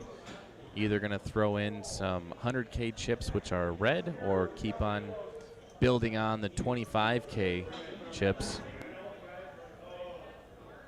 Just one wrap.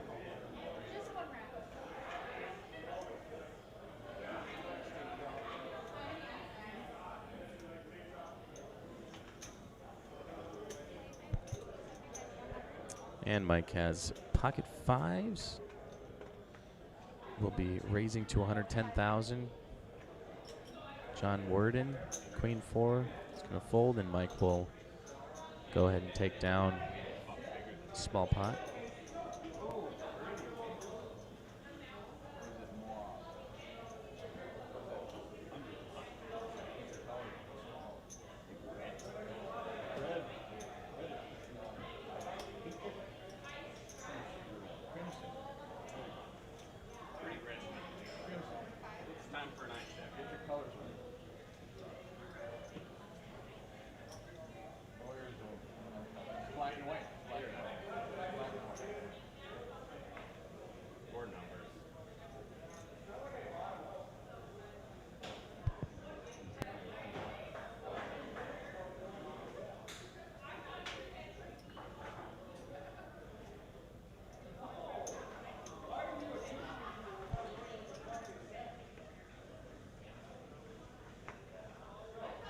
Curtis raising to 80,000 with ace-7.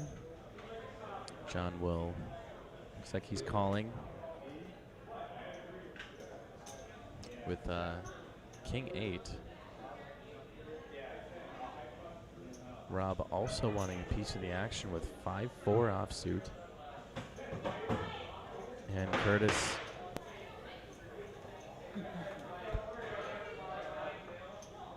three players in on the flop, 2-5 queen. Rob getting a little piece of that action.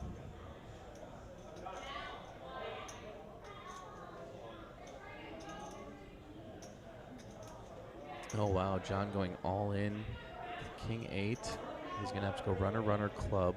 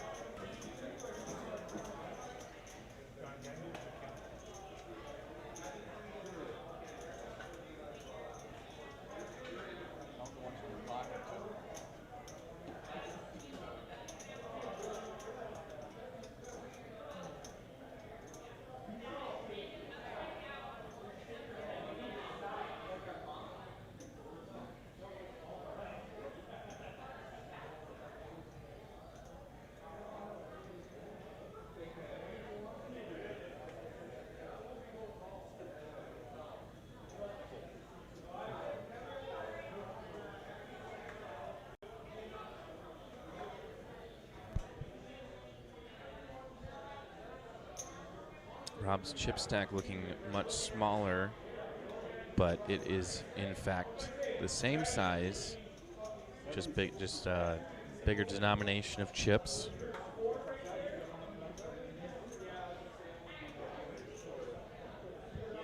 Flop comes queen 9 ace. We're gonna check check, seeing as neither player caught a piece of that flop. We're gonna check. Curtis will.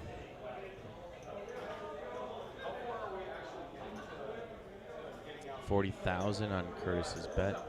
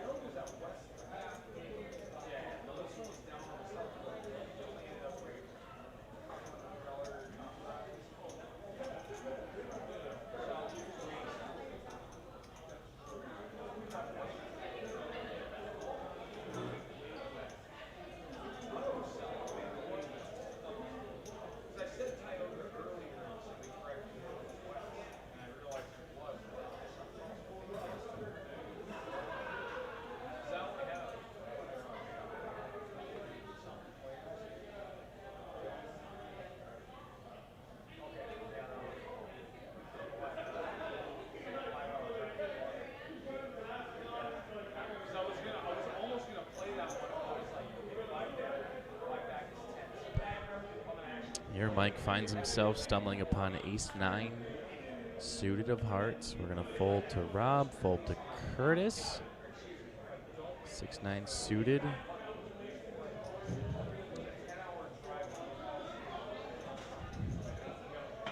Dallas folds and Mike will take home some blinds and antes. Actually more so just protecting his big blind.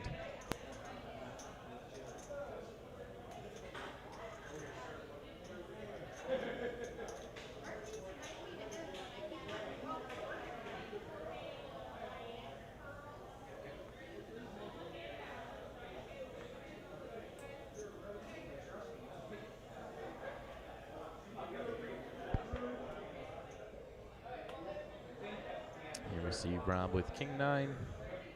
He's going to raise, potentially. Yes. Raising to 85,000.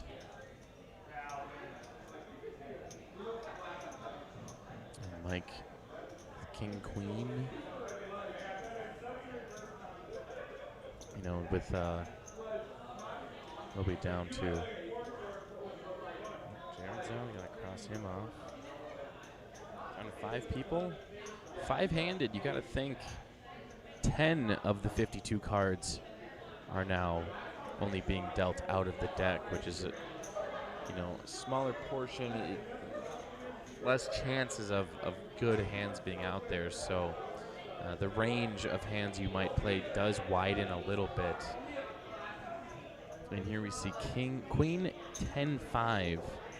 Mike hitting top pair, second top kicker, which will lead Rob to bet, see if Mike's got anything worth calling down.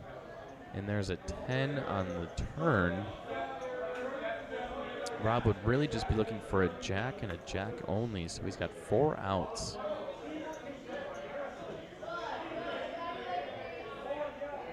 The river's a 4 of clubs, which is going to pretty much seal the deal on that hand for Rob. But they're going to check regardless, and yeah, Mike will find himself with a little pot there, and Rob will be missing some chips from his stack.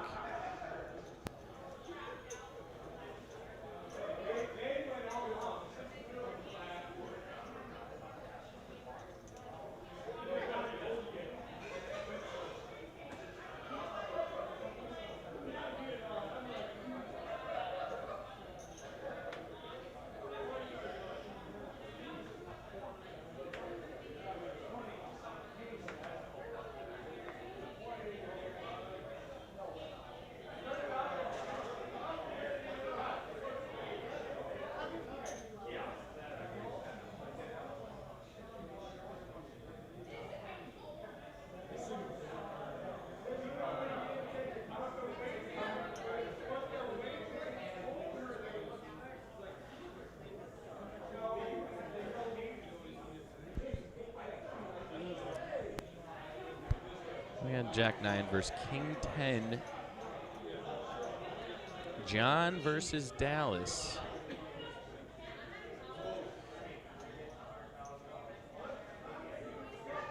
Got 4-7 ace. Neither player hits a part of that flop, but Dallas getting a little antsy. Gonna see maybe the first aggressor in a tale of 2 hands that have not hit a board. Usually the first aggressor will be taking the chips from the middle, and there we see that case in point. So great hand for Dallas, picking up some much needed chips.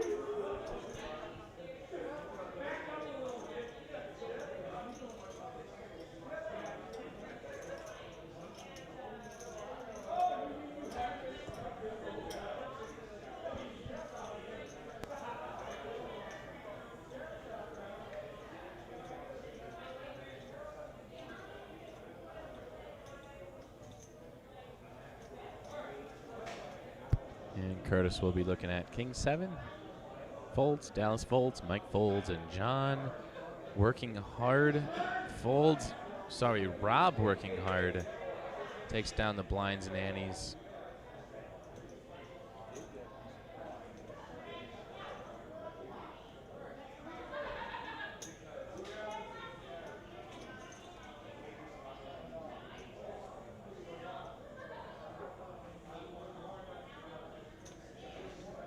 I hope if Rob wins that he does shout out whatever it says on his shirt. That is a Chewbacca. I guess it says Belg. Obviously, as Chewbacca would say it, but I don't think he would spell out how Chewbacca makes that noise. And no, I'm not going to do that. But it wouldn't be spelt Belg. But I hope he does make that noise. Should he win? John looking down at Ace King. Going to raise to 80,000. Rob's going to fold, showing some signs perhaps of fatigue. Wow, Curtis calls with 8-7, and he definitely has the chips to do it. And this is exactly why you might call with 2 random cards versus someone who's betting out, because you never know what the flop is going to reveal itself to be. John going all in with ace king. Does Curtis want to risk doubling John up on a measly pair of eights, despite it being top kicker or top pair on the board? Ace or king comes, and Curtis is all of a sudden doubling John up, and John's not going to say bye-bye. He's going to say, I'm back, baby.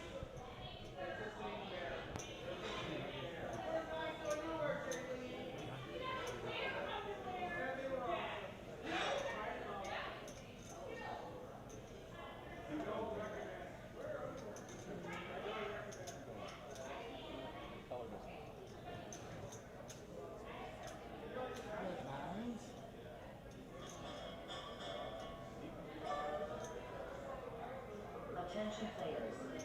The blinds have changed. The small blind is 25,000 and the big blind is 50,000. We have an all-in and a call, so Curtis will call with the 8, and yeah, Curtis has 77% chance to win. Turns a 2, needs to avoid an ace or a king, and it's a 10 that's going to eliminate John in 5th place. John moving up in the point standings more. Should he have won this tournament? Well, let me see. Let's go back to our point standings. I think he would have needed 3,600 points. Yeah, he would have needed 3,600 points in this tournament to leapfrog Cody Slusher as our point leader. However, that is not the case. John will be taking home $1,490, meaning I think he will leapfrog someone.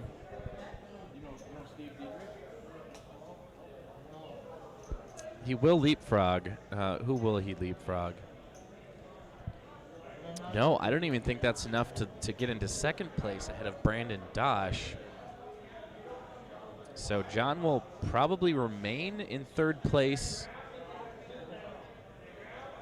I don't see anyone else on the leaderboard even nipping on their heels, even nipping at the heels of anyone. Yeah, no. So no one else at this table will now be able to leapfrog very high into the point standings. John was kind of our last hope for a major storyline.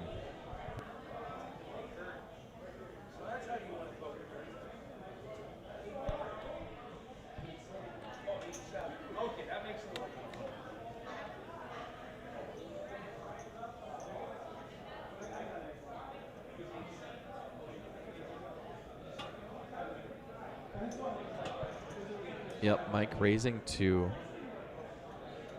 150,000. Dallas says it's time. It's my time to go all in. At about 500,000. Has about 500,000 in chips.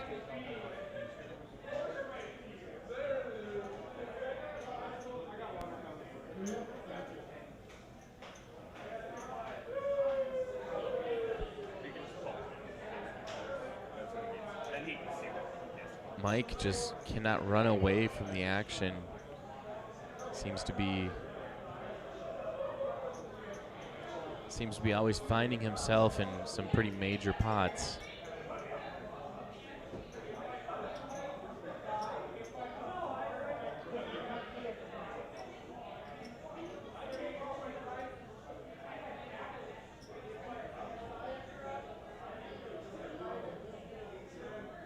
Mike tanking just as you should. Like, take your time, man. Yeah, I think that is a great fold. Dallas picking up some much needed blinds and antes, and then some.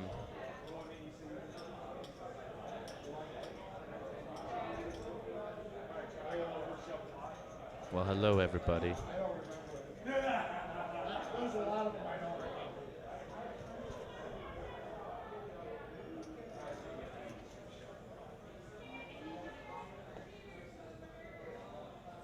You want to go on?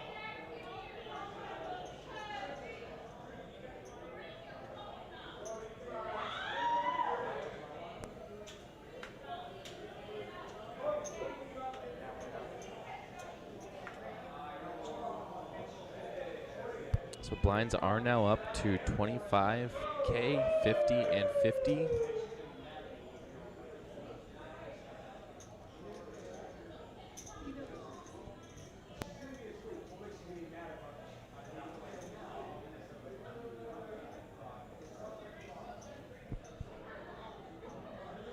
Curtis will raise to 100,000 with his pocket queens.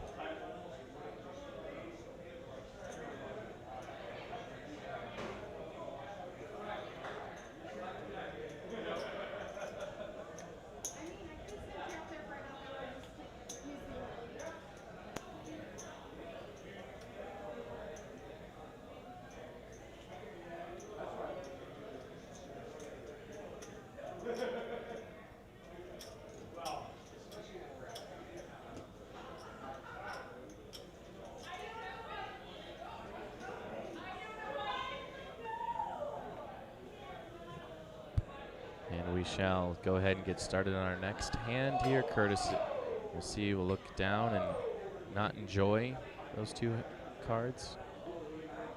Neither will Dallas and Mike.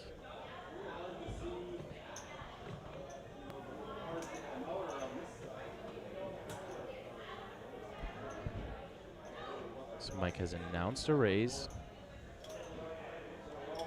175,000 over to Rob.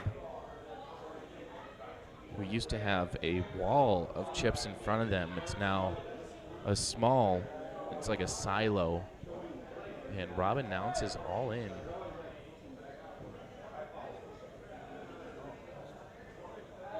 And a call.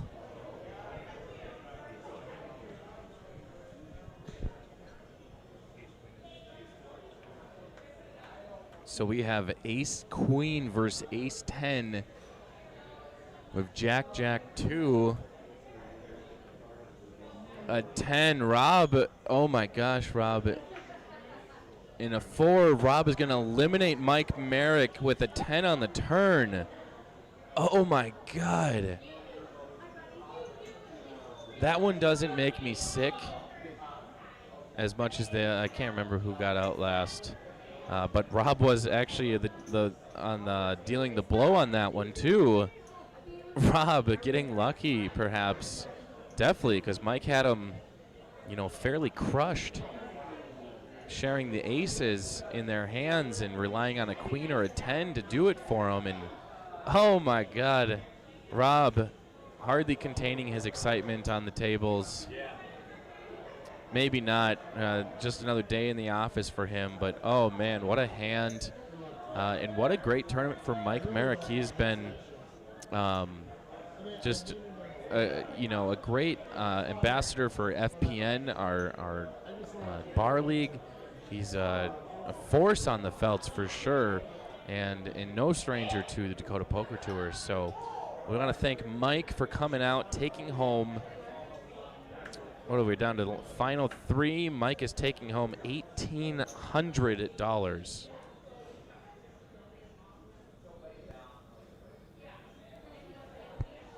So $1,800 in the pocket of Mike Merrick. Congratulations, great tournament.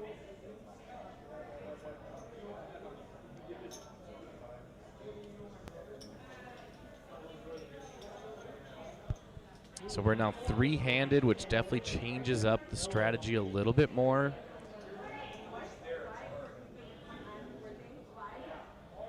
We now have 9-3 from Curtis versus pocket 8s. Rob's pocket 8s. 2 10s, 5-6 on the community cards.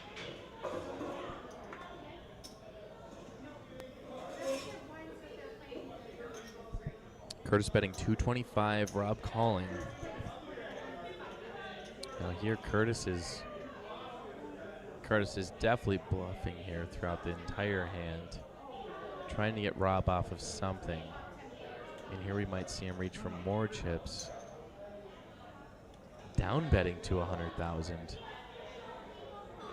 Which, if you want to scare Rob off of a hand, you can't down bet on the river. You need to jam some more, bet a higher amount. He just called 175,000. Why wouldn't he call 100,000? Almost despite, the river was a blank essentially.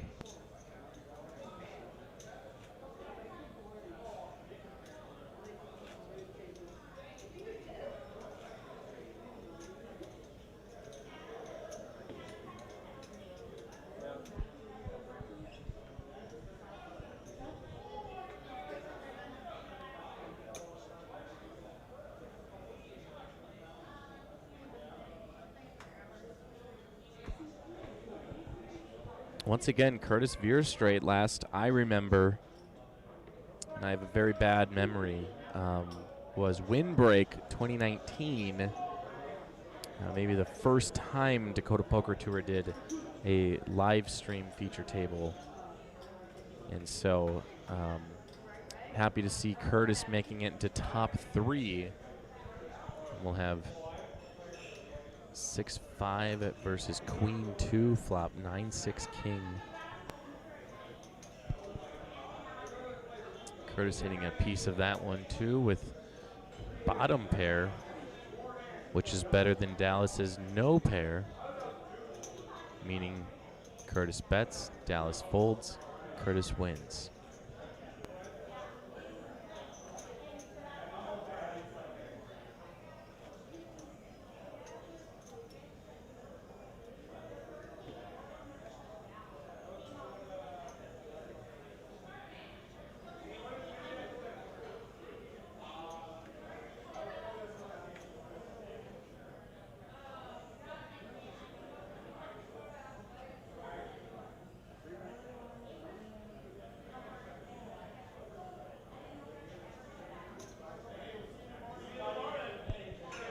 Curtis, here we go, raising 8-5 to 125,000. Rob maybe having the last hand fresh in his mind. He's going to call with 10-9, which, you know, three-handed, that's going to be a decent hand. Obviously, you want to see aces and faces on there. Here we see ace, deuce, queen, 2 hearts. Curtis is flirting with a flush draw, but Curtis will bet, Rob fold, Curtis win. Sensing a pattern.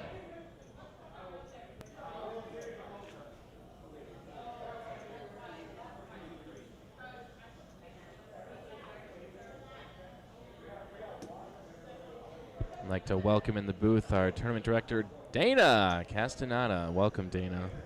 Hi, I'm good. We're all good. We're going into approaching our 12th hour of poker, and it's all gravy, baby, you know?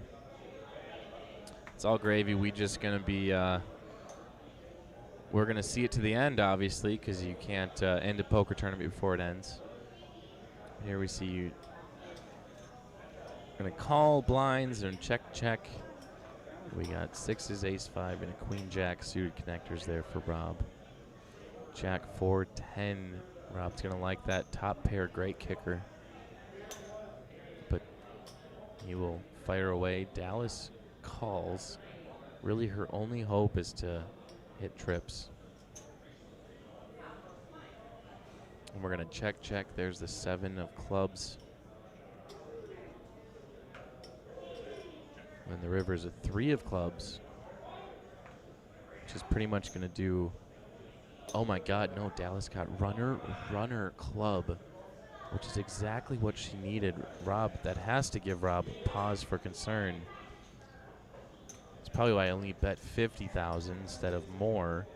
And Dallas is happy bringing chips her way. I mean, she is short stacked, not no more. Well, no, she is, but she's just less short stacked. I see now Rob and Curtis have the red chips in front of them. Should equal 20 of the blue chips, 4 of the yellows. Are you leaving? I'm done. Yeah, you can cash it. Okay, so we don't run another card? Yeah.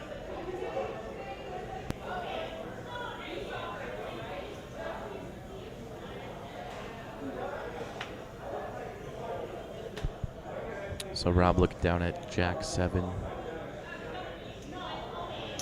It's going to raise to 110,000. Curtis folds and Dallas will tank. She's reaching.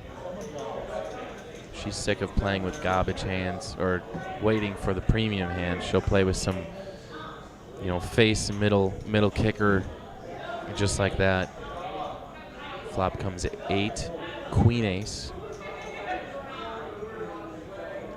Dallas will hit her queen. Yep. So she'll bet, Rob folds, Dallas win. You guys want to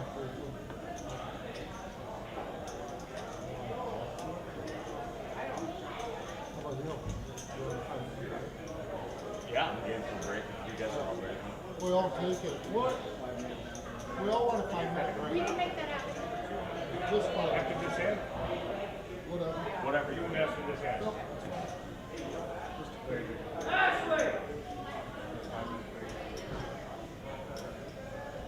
All right, players, after this hand, you'll be on a quick 5-minute break. Thank you. Smoke, pressure, whatever you guys need to do. Thank you.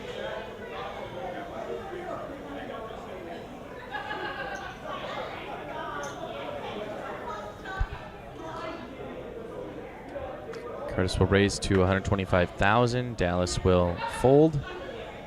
4 folds, which is Rob, and that's going to mean we are going to take a short break.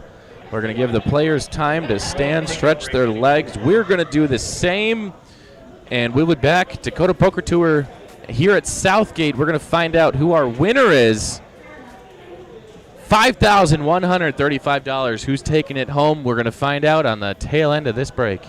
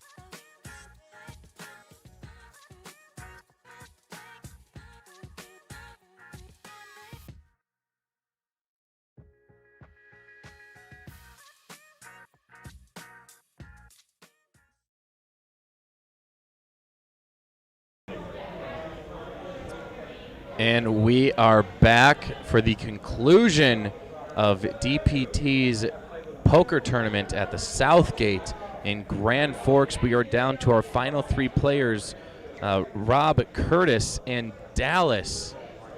It's been a heated battle thus far. We're going to find out who wants the $5,135 taking home for first place prize tonight. So we are going to get back to our action.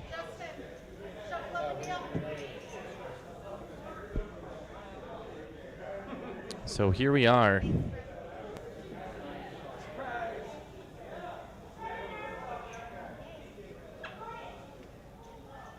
After a small break,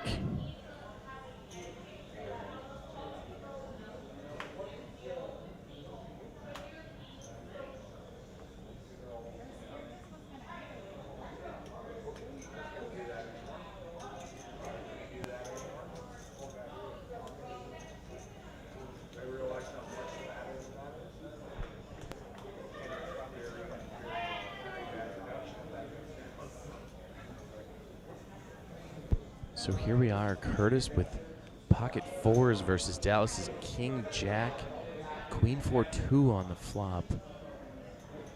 Oh my God. And Curtis is finding Dallas betting into him with trip 4s. This is a dream come true. Curtis is getting paid here. This is going to be a huge momentum shift away from Dallas towards Curtis. 5 on the turn, and a 5 that's going to give Curtis the full house. Curtis going to test Dallas here again.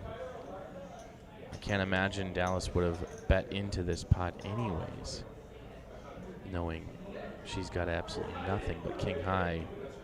Yeah, so just shy of $750,675 in chips towards Curtis. What a great hand for him in an unfortunate, time to take a stab at it for Dallas. But she gets to live on to fight another hand, and her tournament hopes are still very much alive.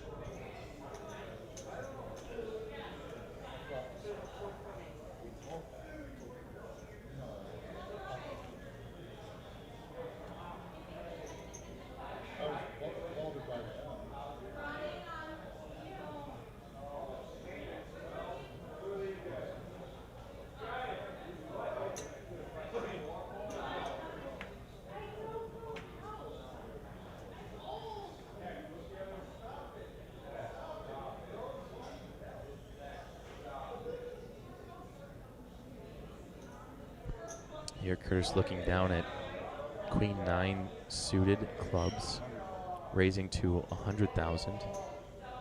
Dallas Jack 7 going to call.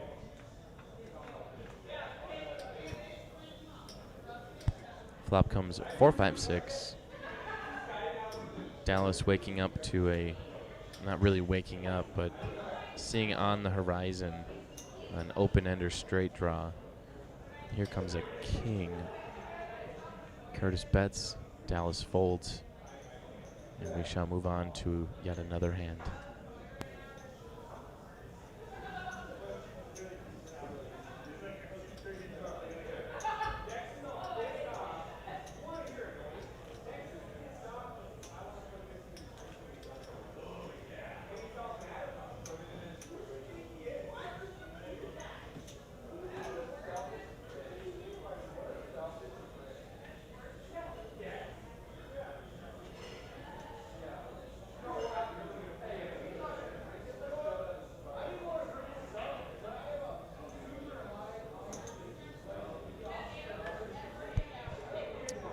Curtis, big slick, raises to 125,000, and here we go. This 2 chip stacks, big chip stacks on the table.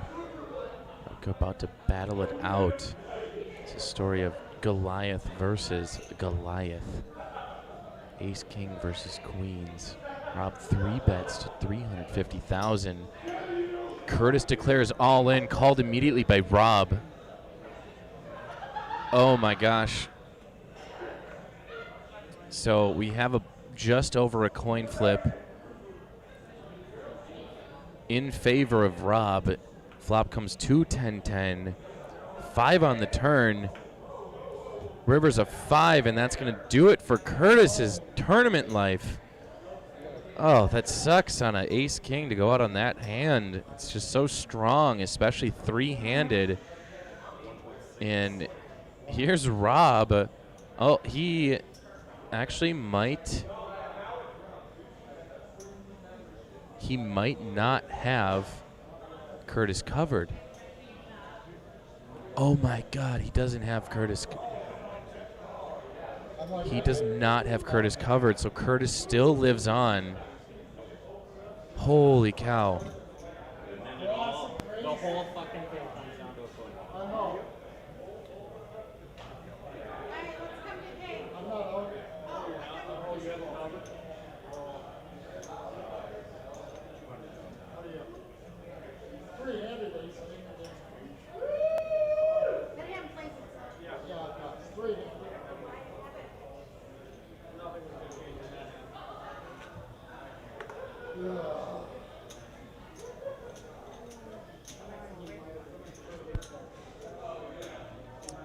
So Curtis veers straight, staying alive with about 200,000 in chips. Dallas is happy. She might make a nice jump in pay if she can outlast Curtis now.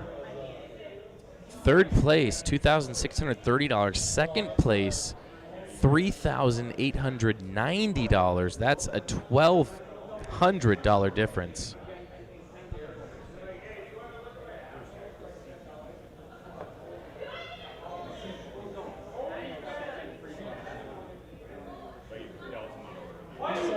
He said first the action is seat 9. She's seat 9. What did she do? No, because the first act would be on the yes, they were dealt Yeah, no, That's right, I didn't like something you said. And you know when they get heads up, there's from my end.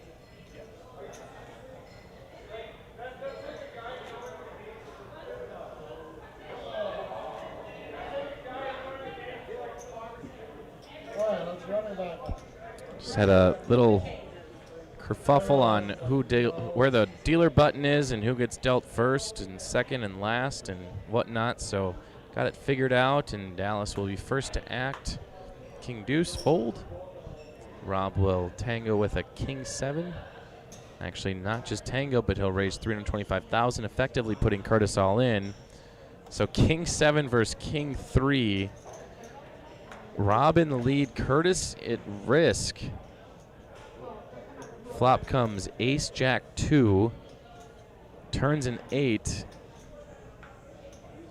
and a 5. Now Rob has finished the deed. Rob has finished the deed. The 7 does play as a kicker, and that will eliminate Curtis. In third place, $2,630 he will be taking home. no, small blind, two. This is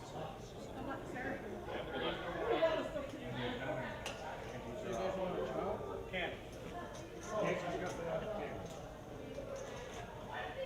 Probably gonna pass. Yeah, and then there's that. So here we have it. Rob Urbach of Grand Forks won a free seat into this event by playing right here at the Southgate Casino Bar Grill and all the other amazing things they do. Won a free seat, looking at taking home at minimum $3,890. Wow, what a story for Rob. What an incredible free day for him. 100% profit. and even more so Dallas too. What an incredible run here, but she is big time David here, and Rob is the absolute Goliath. Dallas will need to double up at least 2 or 3 times before she even is even with Rob.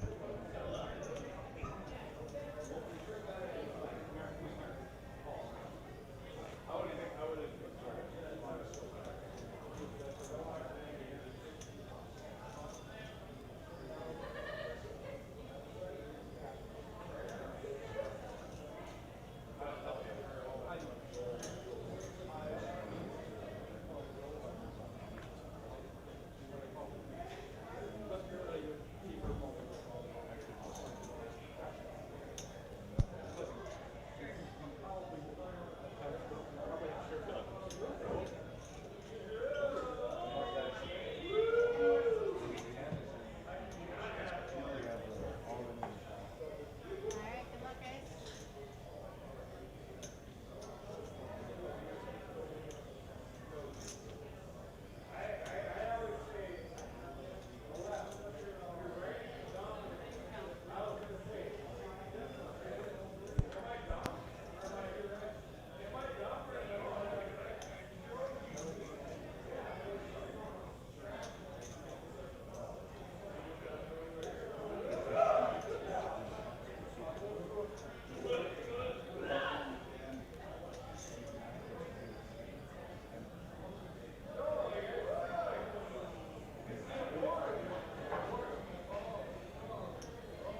Okay, this could be the very last hand, so we want to make sure.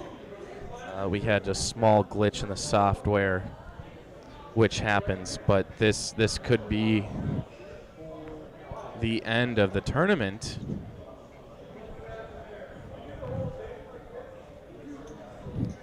Ace 7 versus Queen 10.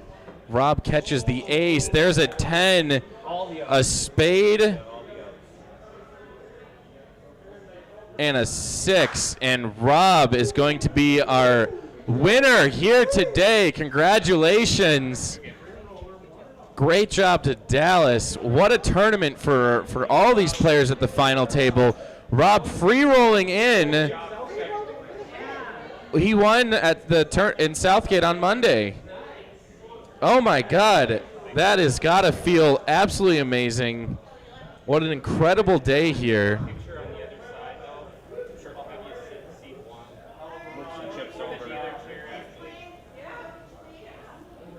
So we're going to take a quick break.